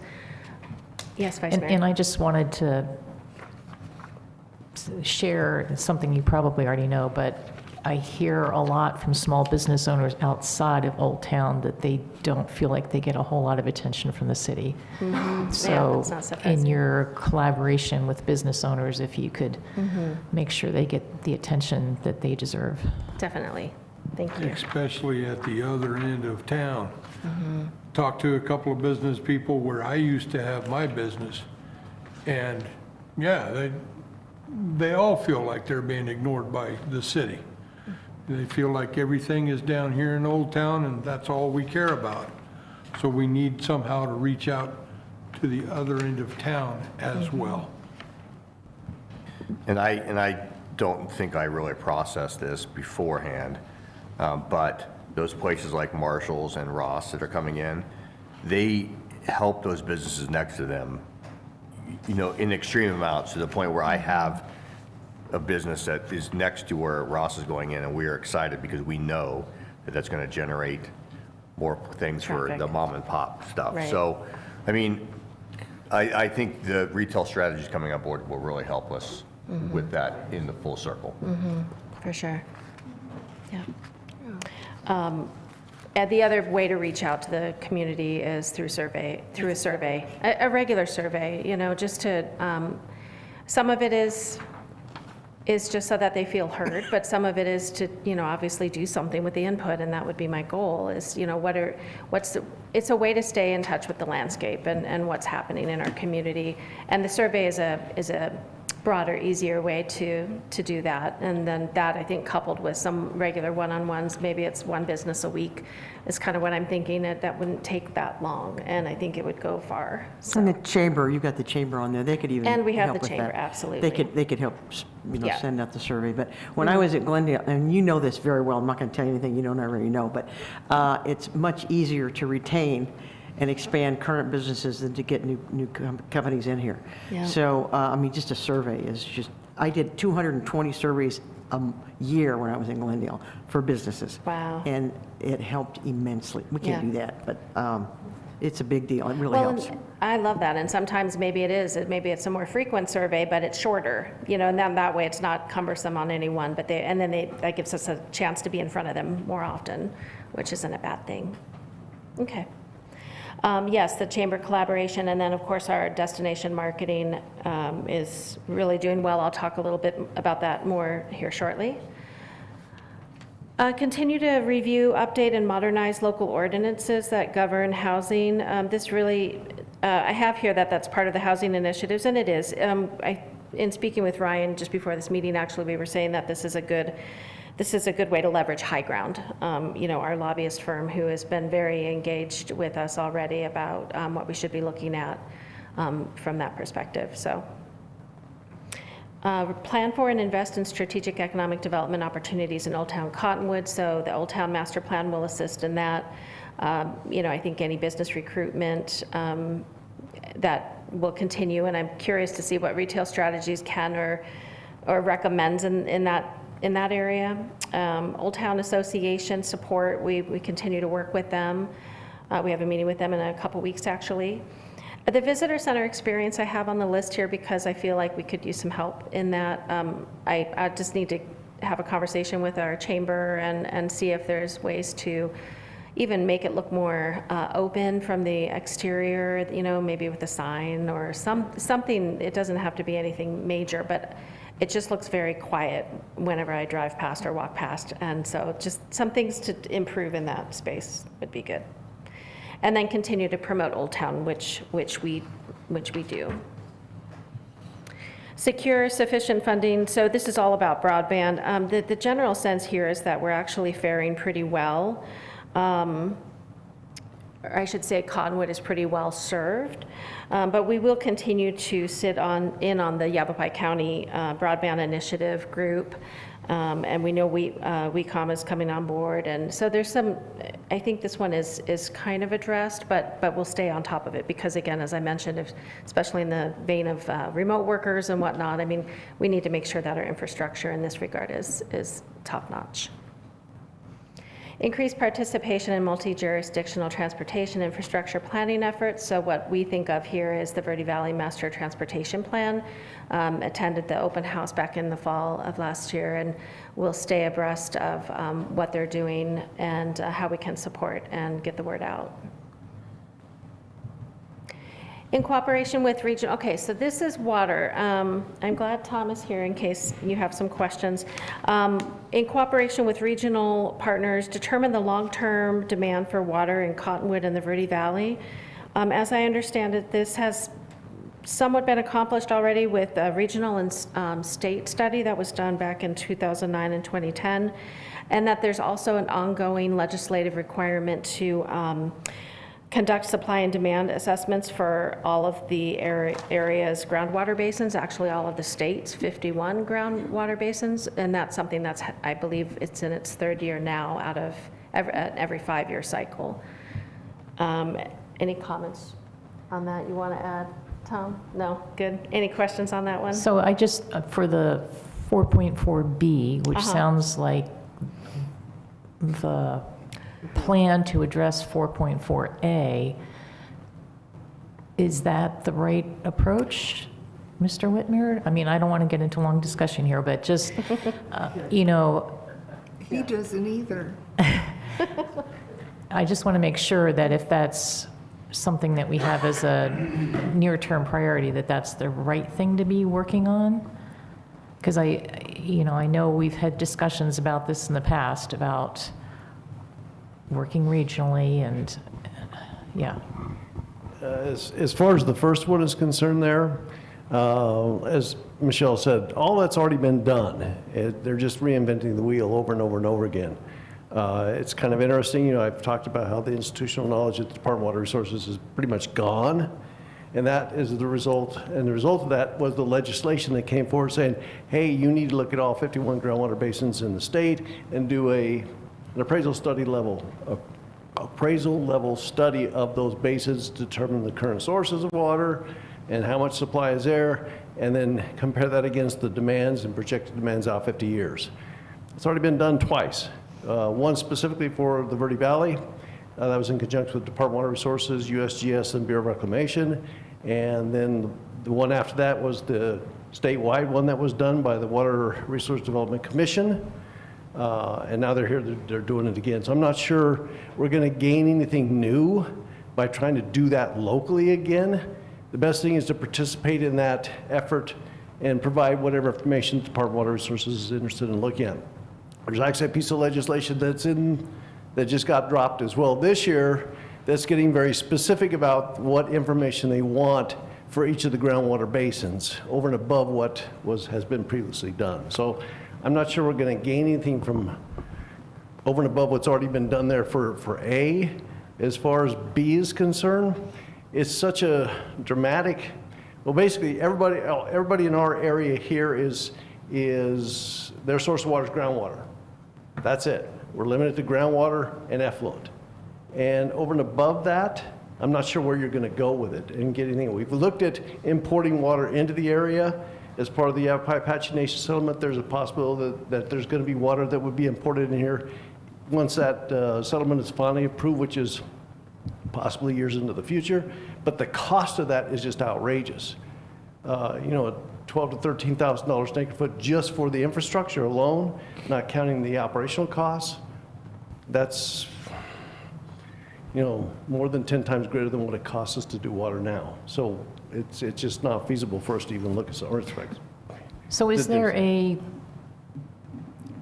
long-term water management strategy that speaks to, you know, the effluent and how we're going to protect our water going forward? Within Cottonwood, there is. You know, we've already put together our water demand model that projects us out through build-out. We know how much water we need. We negotiated that in our settlement agreements with both Yavapai Apache Nation and with Salt River Project. But there's a trump card that's looming out there that could come in and just blow that out of the water and limit us even further than what those settlements will, you know, are there. And that's the adjudication. And that's the unknown. That's the million-dollar question of exactly how are they going to address all of these wells that are deemed to be pumping surface water, or a portion of surface water. We still don't know that. That's the unanswered question, and that's the kind of the overarching sword that could really smash us and knock us down even further from where we're at. So I think, back to my initial point, it doesn't sound like 4.4B is a place we want to go. We need to go. Not necessarily. So maybe put that on hold or demote it or something like that. I would agree. I mean, And you're saying that there is a document that defines how we are going to ensure Exactly. we have water for the long term? exactly. Okay, so then I don't. Well, okay, let's Yes or no? Let's qualify It that by depends. just saying, with what we know today, with Right. the settlements that we've negotiated, Yeah. that you guys will be addressing on the 20th, we're good. Beyond that, if the adjudication comes down and does something over and above that, which restricts our water use even further, that's something that's going to be, we're going to have to address at that point in time. And we're trying to make plans to try and second guess what is going to happen and be prepared for it so it doesn't impact us. And that's part of the direct potable reuse that we're looking into. We're in the 4th year of that at this point in time. How can we maximize use of our effluent and become even more efficient in what we do? There's also potential ways to develop groundwater that would be outside this zone of impact and that would not be deemed to be surface water at all, that we're looking into, and that would be developing wells on the Forest Service. Is there a regional water management consortium? Does NAMWU qualify in that regard? No. NAMWA is simply, it was formed basically back in 2000. It was formed basically to look at how can we get water from a regional perspective in here, as well as ensure that we're not impacted by anything at the legislature. We pretty much exhausted everything we could potentially look at with regards to importing waters in here and using what we have here the most efficient way possible. And at this point in time, all they're really doing is just monitoring the legislature. That's all they really do. Payson was able to figure out their issue by getting water from a Indian water rights settlement. They got water from Cragen Reservoir, which is right in their backyard, as opposed to us bringing it clear over the mountain into Camp Verde, treating it, and then shooting it our way. William just completely backed out and said they'll fix their own problems. As far as importing water, we looked at importing water from the Colorado River into here. Right now, the Colorado River doesn't look like a very good option, though, but an incredibly expensive option. But we did look at it to see what would the possibility be, because there are some pipelines that are in the Colorado River that you could have taken advantage at least into Flagstaff or Williams, and then it would have just taken a pipeline down. We did look at both of those options, one with a new pipeline from Lake Powell and one from the river over in the Kingman area. So, Mr. Whitmer, I'm wondering, under this heading of business investment and job creation, I think it would be helpful maybe after the adjudication settlement decision is made to have public awareness, public communication about the long-term plan for water in Cottonwood. Something that could be shared that's maybe part of the developer marketing package, or as well as for our local community, because they are confused. Oh, absolutely. I mean, that's part of the reason we went out and were proactive in getting a designation. We were a designated adequate water supplier of water here in Cottonwood. And we proved up that there was enough water in there to get us through build out. In other words, 6,000 acre feet of water. So we've proven that we have way in excess of 6,000 acre feet of water in storage here for more than 100 years. The issue now, though, is that we've got these settlements that are saying, oh, no, we're going to ratchet you down. You can't do more than this. And of course, SRP comes along and says, no, we're going to ratchet you down even further. And the adjudication may come along and say, oh, we're going to knock you all the way out of the water, and say, uh-oh, you're in trouble. Politically speaking, that's not going to happen. They can't just come in and turn off water to, everybody in the valley, or 65,000 people. Just can't do it. It's not going to happen. But what they're going to do with, that's the unknown. We just don't know at this point in time. They could come in and limit us further, which could hinder development further in the future. But for now, we're just moving ahead. We've got a plan in place that says this is how much water we're going to need to build out. Here's how we're going to get there. If we need to go beyond that, these are things that we can do, and we're looking at doing them. Ryan pointed out earlier about dropping wells. Currently, you can drop wells to your heart's content, but you may get a limit on how much you can pump out of those holes on a total basis once the adjudication comes in here. Thank you. So should these objectives be rewritten? Because it just sounds, both those objectives are kind of out of our hands. We're at the mercy of other, entities, but it's still important to communicate that we have an adequate water supply. Absolutely. And we do that to the developers, because that's been a benefit to them. By doing that, we're making it easier for a developer, because a developer, if they're going to develop a subdivision, a legally defined subdivision, then they have to submit an application to the Department of Water Resources for a adequate water supply determination. And that's very costly because you've got to do a hydrologic study and a miniature model to show that the water you're going to be pumping in combination with the surrounding pumping is going to drop the water table below 1,000 feet. That's very costly. So we went out and got this designation and said, look, if you want to build within the city service area here, all it takes is a letter from us saying, we've got the water, here's our designation, and they don't have to do anything. And so every time a developer comes in, it's one of the first things we tell them is that we've got the water. I mean, Sunbelt with the 89 and Vine. It's one of the first things they asked of us. What about water? And so it's been very, very helpful. I think we should revisit. I agree with you, Councilor Marks. I would have to say that this is kind of like what Councilmember Dow was talking about with the police statistics. Elliott Pollock really doesn't have a grasp on the water side of the equation, so they just threw some things out there. Well, they recognize the importance of it, but maybe and plus this is a year and a half later. Wouldn't matter. Although that wouldn't matter with this particular situation. But I think he was also reflecting the survey input that, from the population at large. Yeah, exactly. Yeah. Yeah, I'm sure that's true, but, the necessity to continue to at least converse with regional partners still makes sense to do. It's not going to change much. I don't think it's going to make much of a difference, but it's a matter of maintaining the connections and just carrying on a conversation. We're not going to change the terms of these water agreements. I mean, once they're in place, that's as far as we can get, and this adjudication is going to go on forever.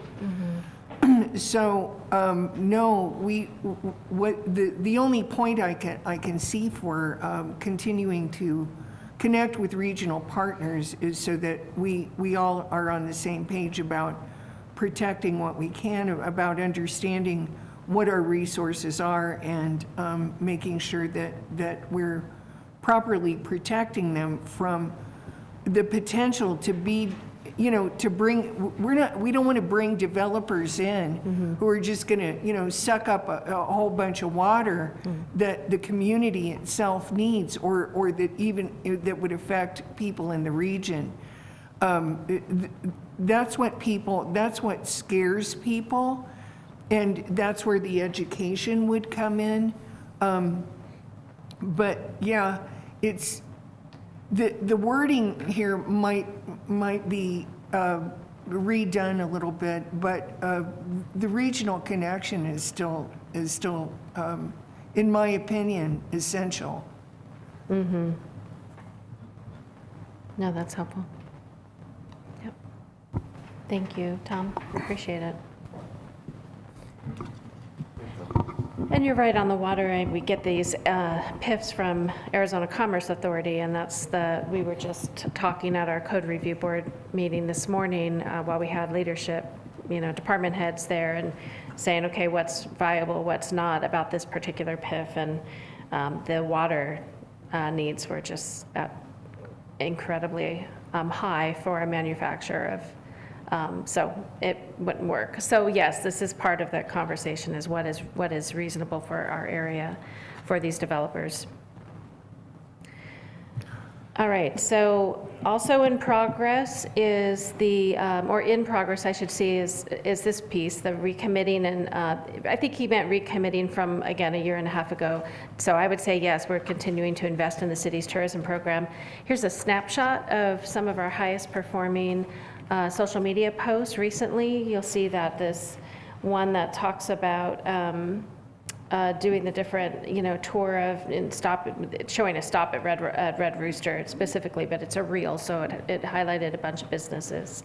You're looking at 3,100 likes and loves, so really great engagement on our social media from the tourism side.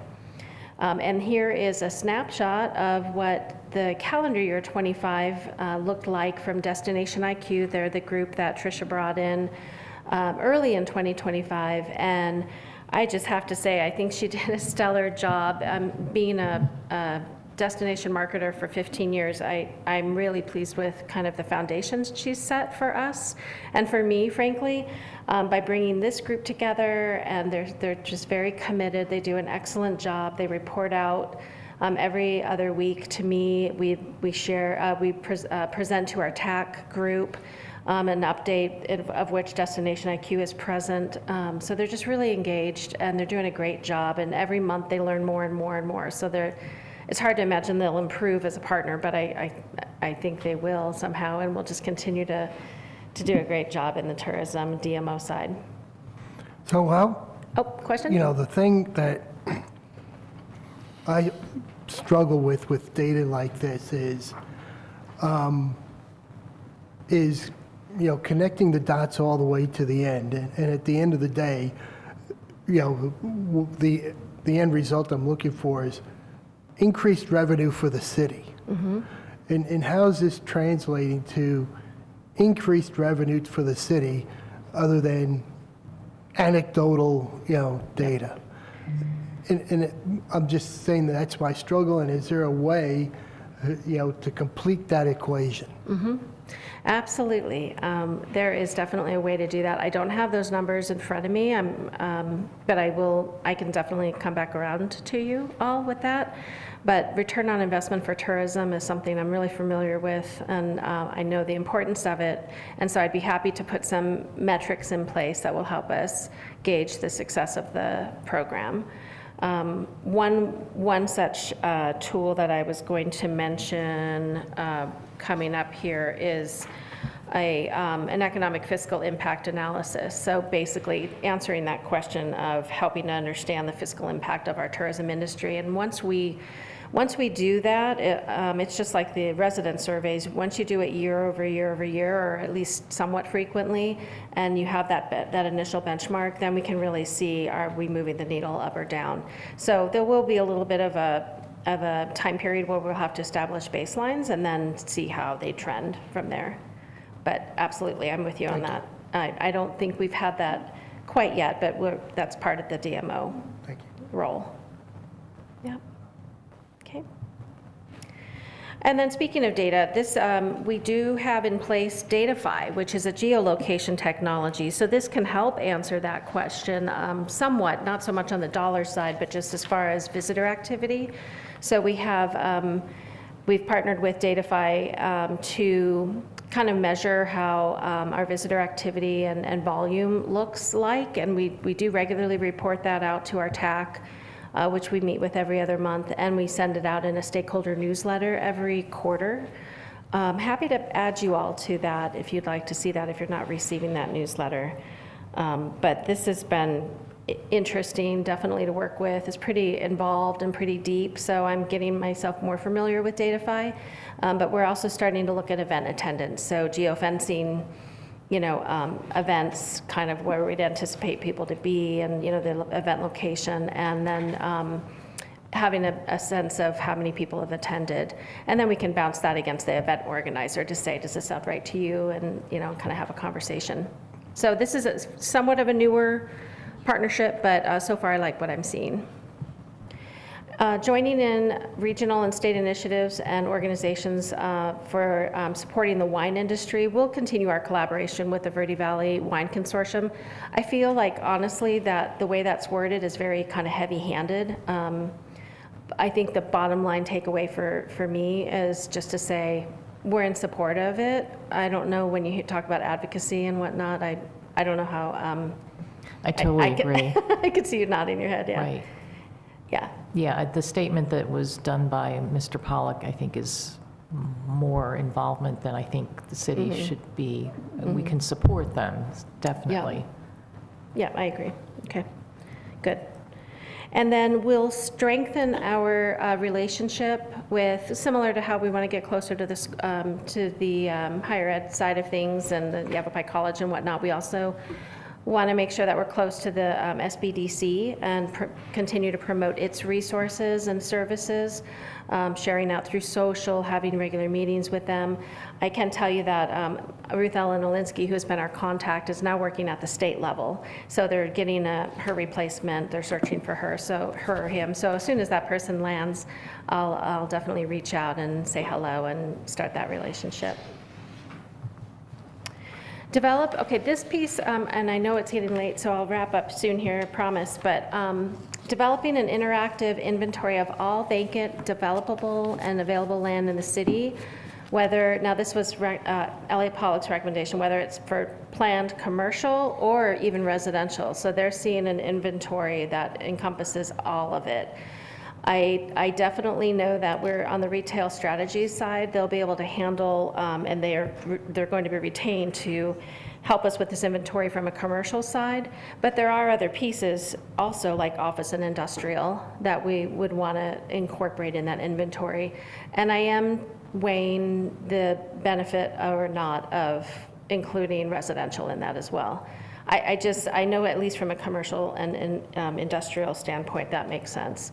So kind of thinking that one through a little bit, but one thing I do want to do, and one thing I'm going to start as early as tomorrow morning with one of my first meetings, is to get closer to the real estate industry here, as far as having a few realtors in my back pocket who can help me understand what our inventory is on the commercial side. And I know Retail Strategies is doing that as well, but I think being able to easily tap and have them in my back pocket to say, hey, what about this listing or whatever? I don't know if I should say this. I don't know if it's right to do this, but one of the brokers has actually already given me some access to the MLS. So it's going to be interesting to see how knowledgeable I can become on the real estate side to really, again, understand what we have available, because that's, I think, one of the big questions. So I think by a few different sources, we're going to pull all this together and know what our inventory is. And then plan for and invest in strategic economic development opportunities at the airport. So the thinking here is that the airport has a lot of opportunity. There is an RFQ conversation taking place about additional airport hangars, and there's also some conversation going on around events. Run the Runway was something that I put in the presentation. I've since understand it might not be maybe the best idea. It could be a car show or something, but that idea is to bring the community into the airport and to see the airport in a different light and as a community partner. And I Why think not that would do be Run the Runway? Smart. Well, some of the runners I've talked to said that it's not visually interesting compared to Could maybe make some it other interesting. You airports. could have them outrun the Embry-Riddle planes as they're doing their Oh. touch and go. That would be really Well, there you go. interesting. Well, it's nothing's off the table. I think at this point we're just brainstorming, but Can Yeah. I say, I agree 100% with what I think is a great economic development potential at the airport. I'm just a little disappointed that the RFQ is limited to additional airport hangars. I know that was the Airport Commission's recommendation. So maybe for the time being, that's fine, but is there a plan for defining what, the broader scope of what could be developed there at Like the a airport? restaurant, is that what you're thinking? Or something like that, or? I would I take, just know when we did the tour up there, Bruce was showing us, the wonderful view from up there and, all the space that's available, and there's just so much potential up there. we've got an airport manager who was, for all I know, he was managing the piece of beach that the Wright brothers took off from when they took off. I mean, he has been, doing this job forever. He's a fantastic resource. It'd be interesting to find, what ideas he has and on an ongoing basis. This is, I'm happy to see that we're starting to change the narrative about the airport. And I think that is a very important piece of real estate when it comes to economic development that we should leverage and leverage the knowledge that we have there before he retires. Sedona has a great airport, and they're really making all kinds of plans up there, and that's a Right. great Yeah. priority for them. Yeah. Council, if I can Well- add also, that the hangars, and the reason for starting with the hangars is because of the hangar waiting list, we have a defined need for those hangars and for something that will produce additional revenue. There's an age-old saying in aviation that if you want to make $1 million in aviation, you start with $5 million, because that's generally what happens. And Ryan can attest, when we met with the aircraft mechanic that's opening his shop, he quoted us that during, and so that's why he's very strategic in very limited growth of his business and working. I think there are opportunities, Ryan and I have talked about it. I think the primary opportunities for revenue is going to come from the non-aeronautical properties that we have adjacent to the airport.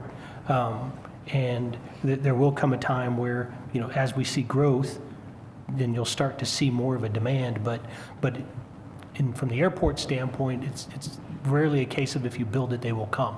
And so those are things where, like I said, this is the safe path forward to identify what it may cost us to put in some hangars, but there's a guaranteed revenue stream there.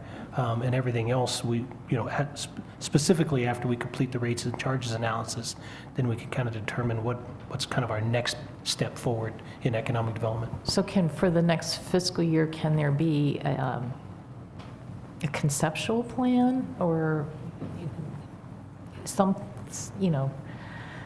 something to define what the potential is at the airport, and then develop a prioritization of what the focus areas should be? Yeah, we can look at, given the current, flying community, what the needs would be. Maybe it's an avionics shop, those type of things. But understand, those are aviation-specific services that they'll provided by either an FBO or a SASO that is specific to that, and you will get some employment, some sales tax, but they're not going to be a tremendous amount of economic return. Well, yeah, so I was talking about that as well as what you were talking about before, the non-aviation. Yes, and that's a development. deeper thing that Ryan had talked about, the opportunity zones and creating that type of thing.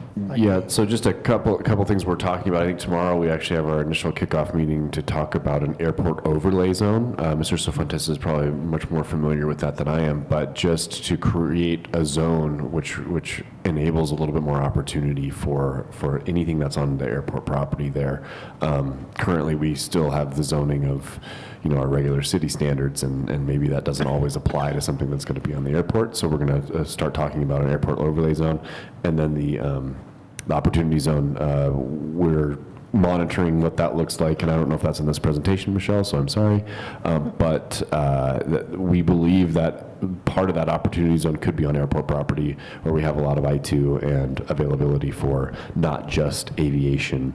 That there could be all kinds of opportunity out there. So you're saying we're going to have Buc-ee's at the airport? That is not what I said. That's what you're saying, we're going to have Buc-ee's at the airport.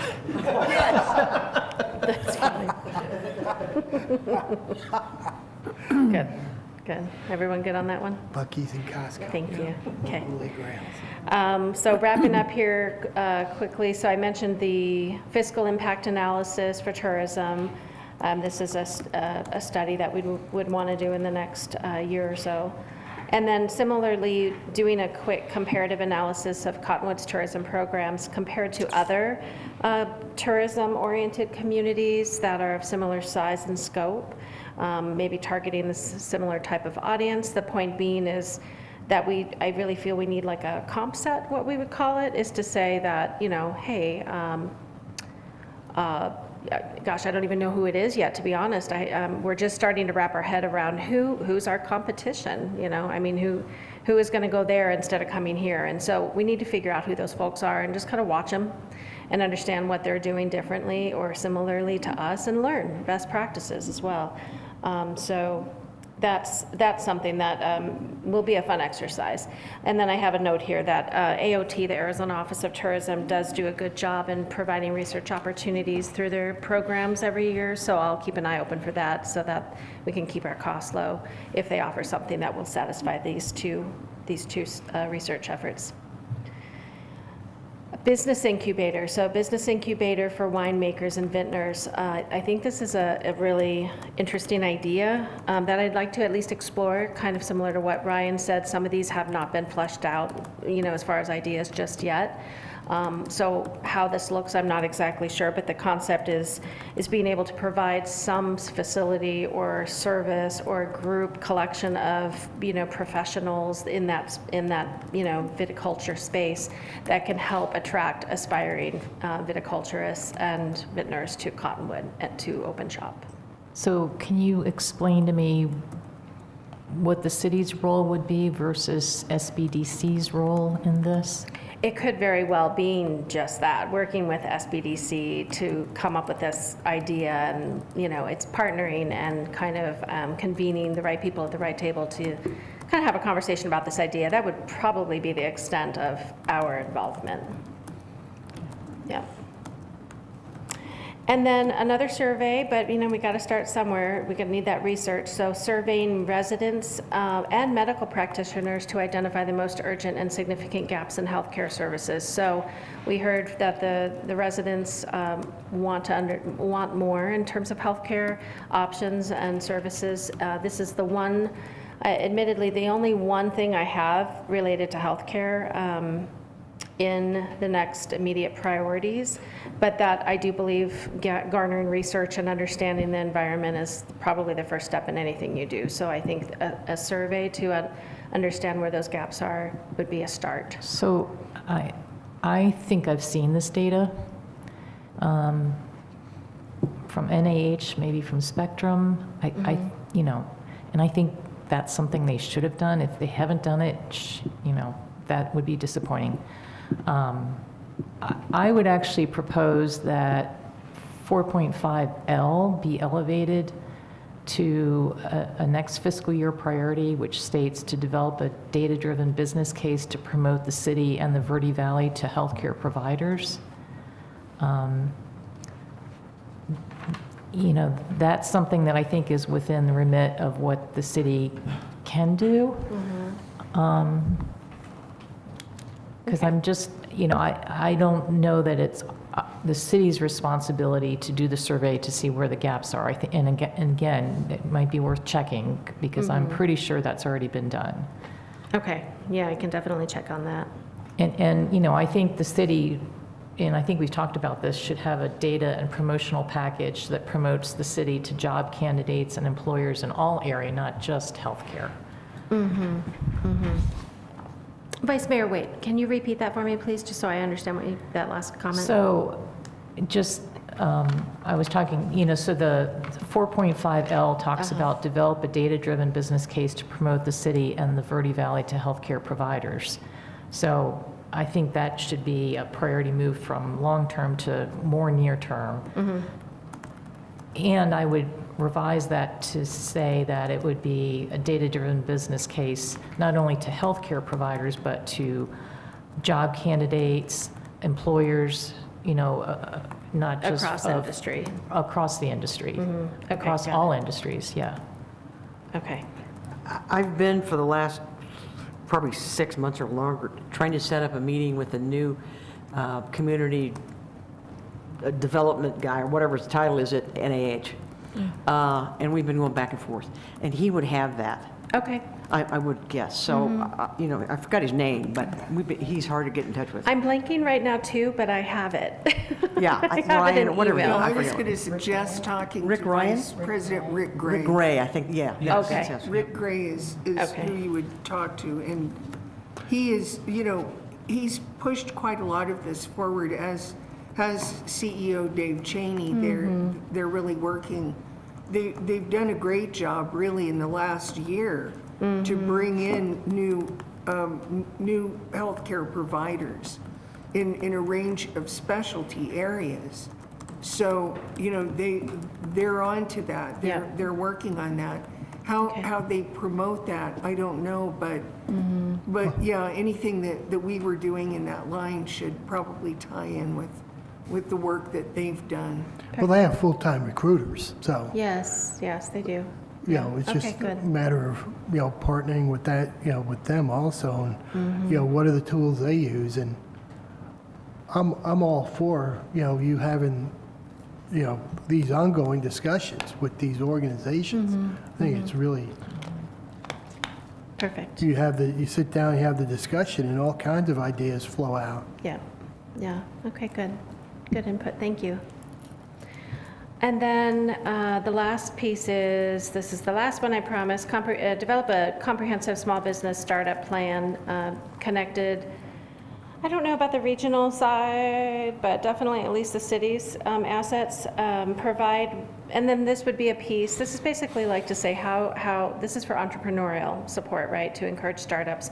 It's kind of like the developer packet in a way, but to say, hey, you can start a new business in Cottonwood, and here's kind of what that looks like. So we could provide that. I said provide it with business registrations. That's if someone is a little further down the path of already knowing what they want to do and how. But the point is, it's meant to be supportive of entrepreneurial efforts. And this again would entrepreneurial be initiatives. something the city can work on collaboratively with the SBDC and the Exactly. chamber, Yep. right? So Arizona it doesn't first. all fall on you. Exactly. Yep. Arizona first. Yeah. Yeah. So that is, thank you. Thank you for your time. I did have and I some more absolutely am. comments. Whatever you have. There's a couple long-term priorities that I was wondering why they are long-term priorities. So the Okay. long-term is defined as 3 to 5 years. So 4.2C and D says plan for and invest in economic development opportunities on first, the frontage land on State Route 260 south of the city, and second on State Route 89A. So I was wondering why those are long-term priorities. Long-term priorities, mainly because I know where we already have Old Town Cottonwood, of course, being discussed. That ball's already rolling. The airport is something that's also been in discussion. I haven't heard as much, to be honest, on the other two, so I'm trying to kind of spread the work. That was the logic. But I'm happy if Mario would want to chime in on that Well, part. I think, and we keep coming back to it because it's a big part of it, but I think when Retail Strategies gets here and starts looking at all of our available property, when Ryan was here, he was, or no, when I talked with Ryan, but he was clear that we don't have much vacancy in existing buildings, so when they meet with prospective retailers, they're going to have to look at green space or vacant land, and I think that's where that will come into play. Okay. And I think a lot of the infrastructure on 260 is non-existent. So I think that would be a huge, I think that would be a huge investment, just right off the bat. So What'd you say? I think Infrastructure? the infrastructure on 260 is kind of non-existent beyond Walmart, if I'm, I think once we get the master plans that are underway for both of the utilities, then we'll have a better idea as to what that looks like. Okay. Okay. Okay. My other question was on 4.5I. Let's see. So it says identify additional supply chain industry opportunities from production to retail. And this could be an important piece of diversifying the city's economic portfolio. Feeding the supply chain industry was highlighted as an area for job opportunities at the Yavapai County Workforce Summit meeting that we attended. Right. So is this something that we should be thinking about? Nudge up earlier. Yeah. I mean, we can absolutely start talking about it sooner. Yeah, I mean, it doesn't have to be just Cottonwood, it would be. Exactly. Yeah. Yeah. Okay. So with all that, okay, one more question and then a comment. So back to my initial comment about the industry mix of jobs is recorded as being limited. Are there steps in this economic development strategy that address that? That there's the industry mix of jobs is limited. And this continues to concern me just because, we have, the data showed in the report that,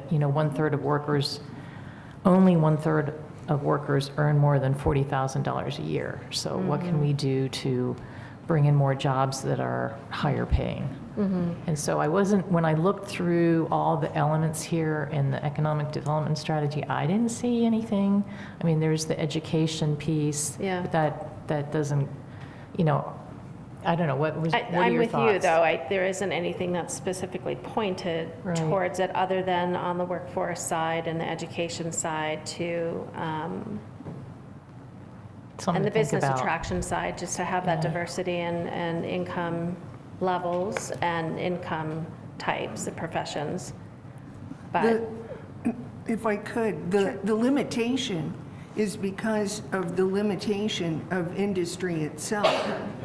We are living in an area where most of us are working in an area of service.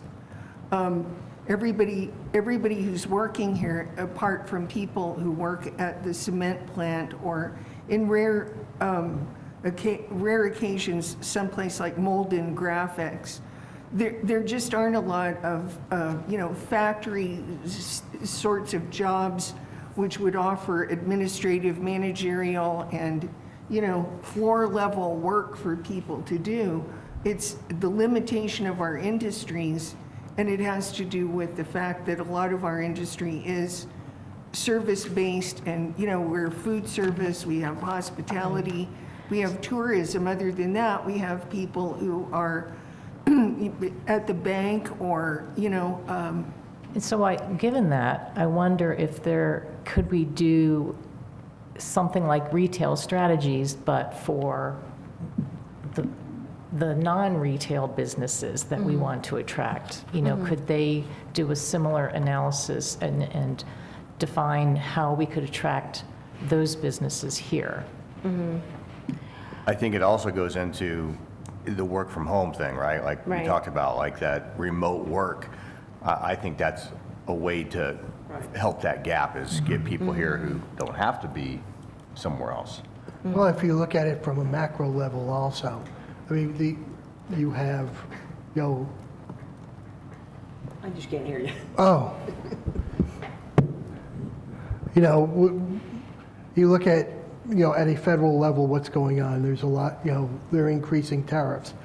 What's part of the purpose of that? Well, it's to bring industry back to America. Well, how do we strike that iron while it's hot? And so I agree with you, Vice Mayor Coates. Maybe there is a retail strategy similar organization or resource that we could leverage. Or like I was mentioning before about, attracting some of the supply chain that's feeding TSMC. Right. How do we do that? I mean, I know Yavapai College is trying to figure that out themselves too. right. So it's something. Yeah, and planning and zoning, Chairwoman Lindsay Maston has pointed out, she's from California, and she's pointed out, well, we've got all of this wine, but where are the bottles coming from? Who's printing the label? I mean, there are a number of elements in marketing wine that maybe industries could come here and provide those services and support the wine industry. But, where are they, and are they interested in coming? Yeah, it's a question. And that's where I think a firm like Retail Strategies, but one that would be skilled at looking at other industries such as I understand. the wine industry, Yep. that could complement what's already here, but defining that for us. And Yeah.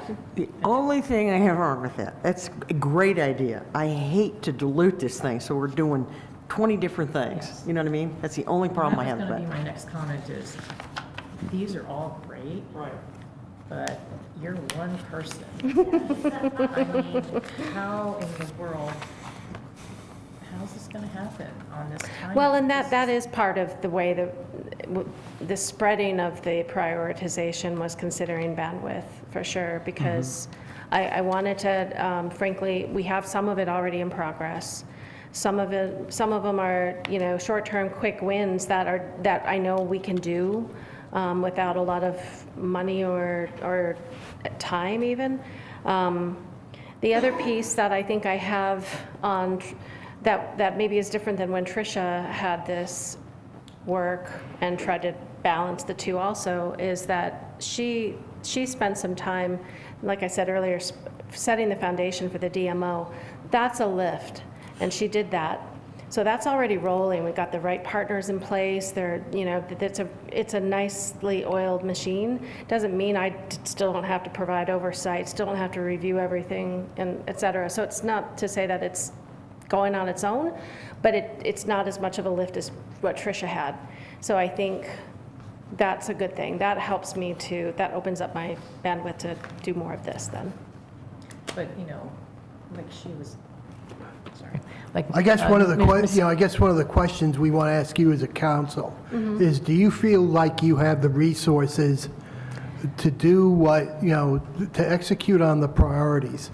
Because, you know, for me, economic development is a huge priority for, you know, because I think other things fall in behind it.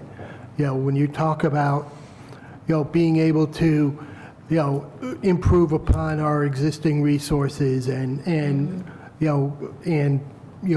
solving our issues with housing. A lot of it has to do with, you know, improving the economic development in the city. So, you know, our question to you is, you know, as a city council, is our investment in economic development adequate? Well, I appreciate that question. That's a great question. I might have to defer to my city manager on this one. And I think I told you folks, you know, we'll take a look at that. But I think Mr. Marks and Ms. Coates, it goes back to what you said earlier. You know, is the juice worth the squeeze? Is there tangible evidence that if we threw another body or another 10 bodies at it, we would secure these businesses? And I'll tell you right now, the answer is no. It's, you know, that's not going to result in that. I agree with that, but I think, we don't want to shortchange ourselves. No, absolutely not. And I was very clear with Ms. Kostecki that, you know, if you reach a point where, hey, I can't shoulder this load anymore, and I think, you know, Ryan will tell you, other staff will tell you, I've asked all of them, you know, I think they all have broad shoulders, but there comes a time where they have to be very candid with me and just say, I can't do it. And then that's when we need to look at getting them to help, specifically in this economic development side of things. Yeah, he's got a thick skin, so don't hold back. And he did say that. I mean, you thank you. No, absolutely. You know, that was mentioned right away. So I think this is a start, you know, and I think we need to start down the path and see how it goes. And I appreciate your input tonight. It was helpful.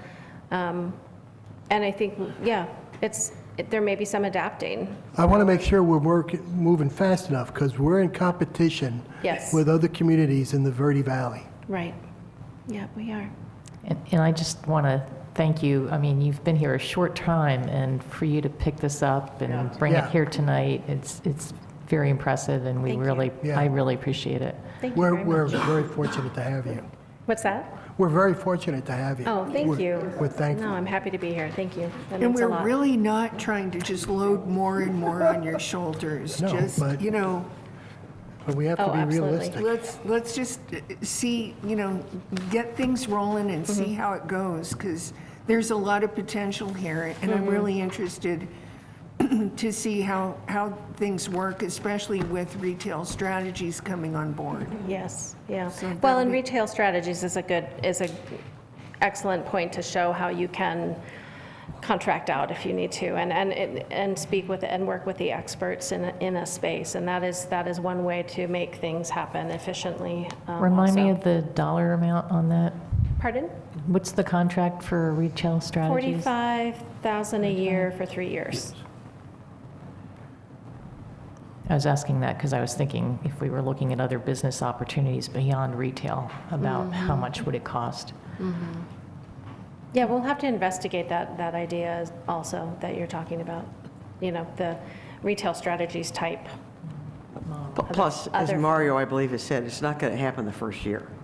And like I said, I've spent 20 years directly involved in economic development. I'm not aware of a firm that would go out and find non-retail type stuff. I mean, you may have brokers or headhunters or something that's going to look out there. I think our greatest opportunity lies in the valley. the conversation, Mayor, when you and I were at that meeting, they had the conversation that the rise of the semiconductor industry is going to increase the price of adjacent land to the point where certain businesses aren't going to be able to afford their lease anymore. And that's the prime opportunity to go after those businesses to see if you could relocate them here to Cottonwood. We need to be ready. Yeah. On a number of levels. Yes. Okay. Thank you, everyone. Thank you, thanks so much. You're welcome. And if all of our questions are done, we can. I move to adjourn. I'll second. All in favor? Aye. Aye. Thank you.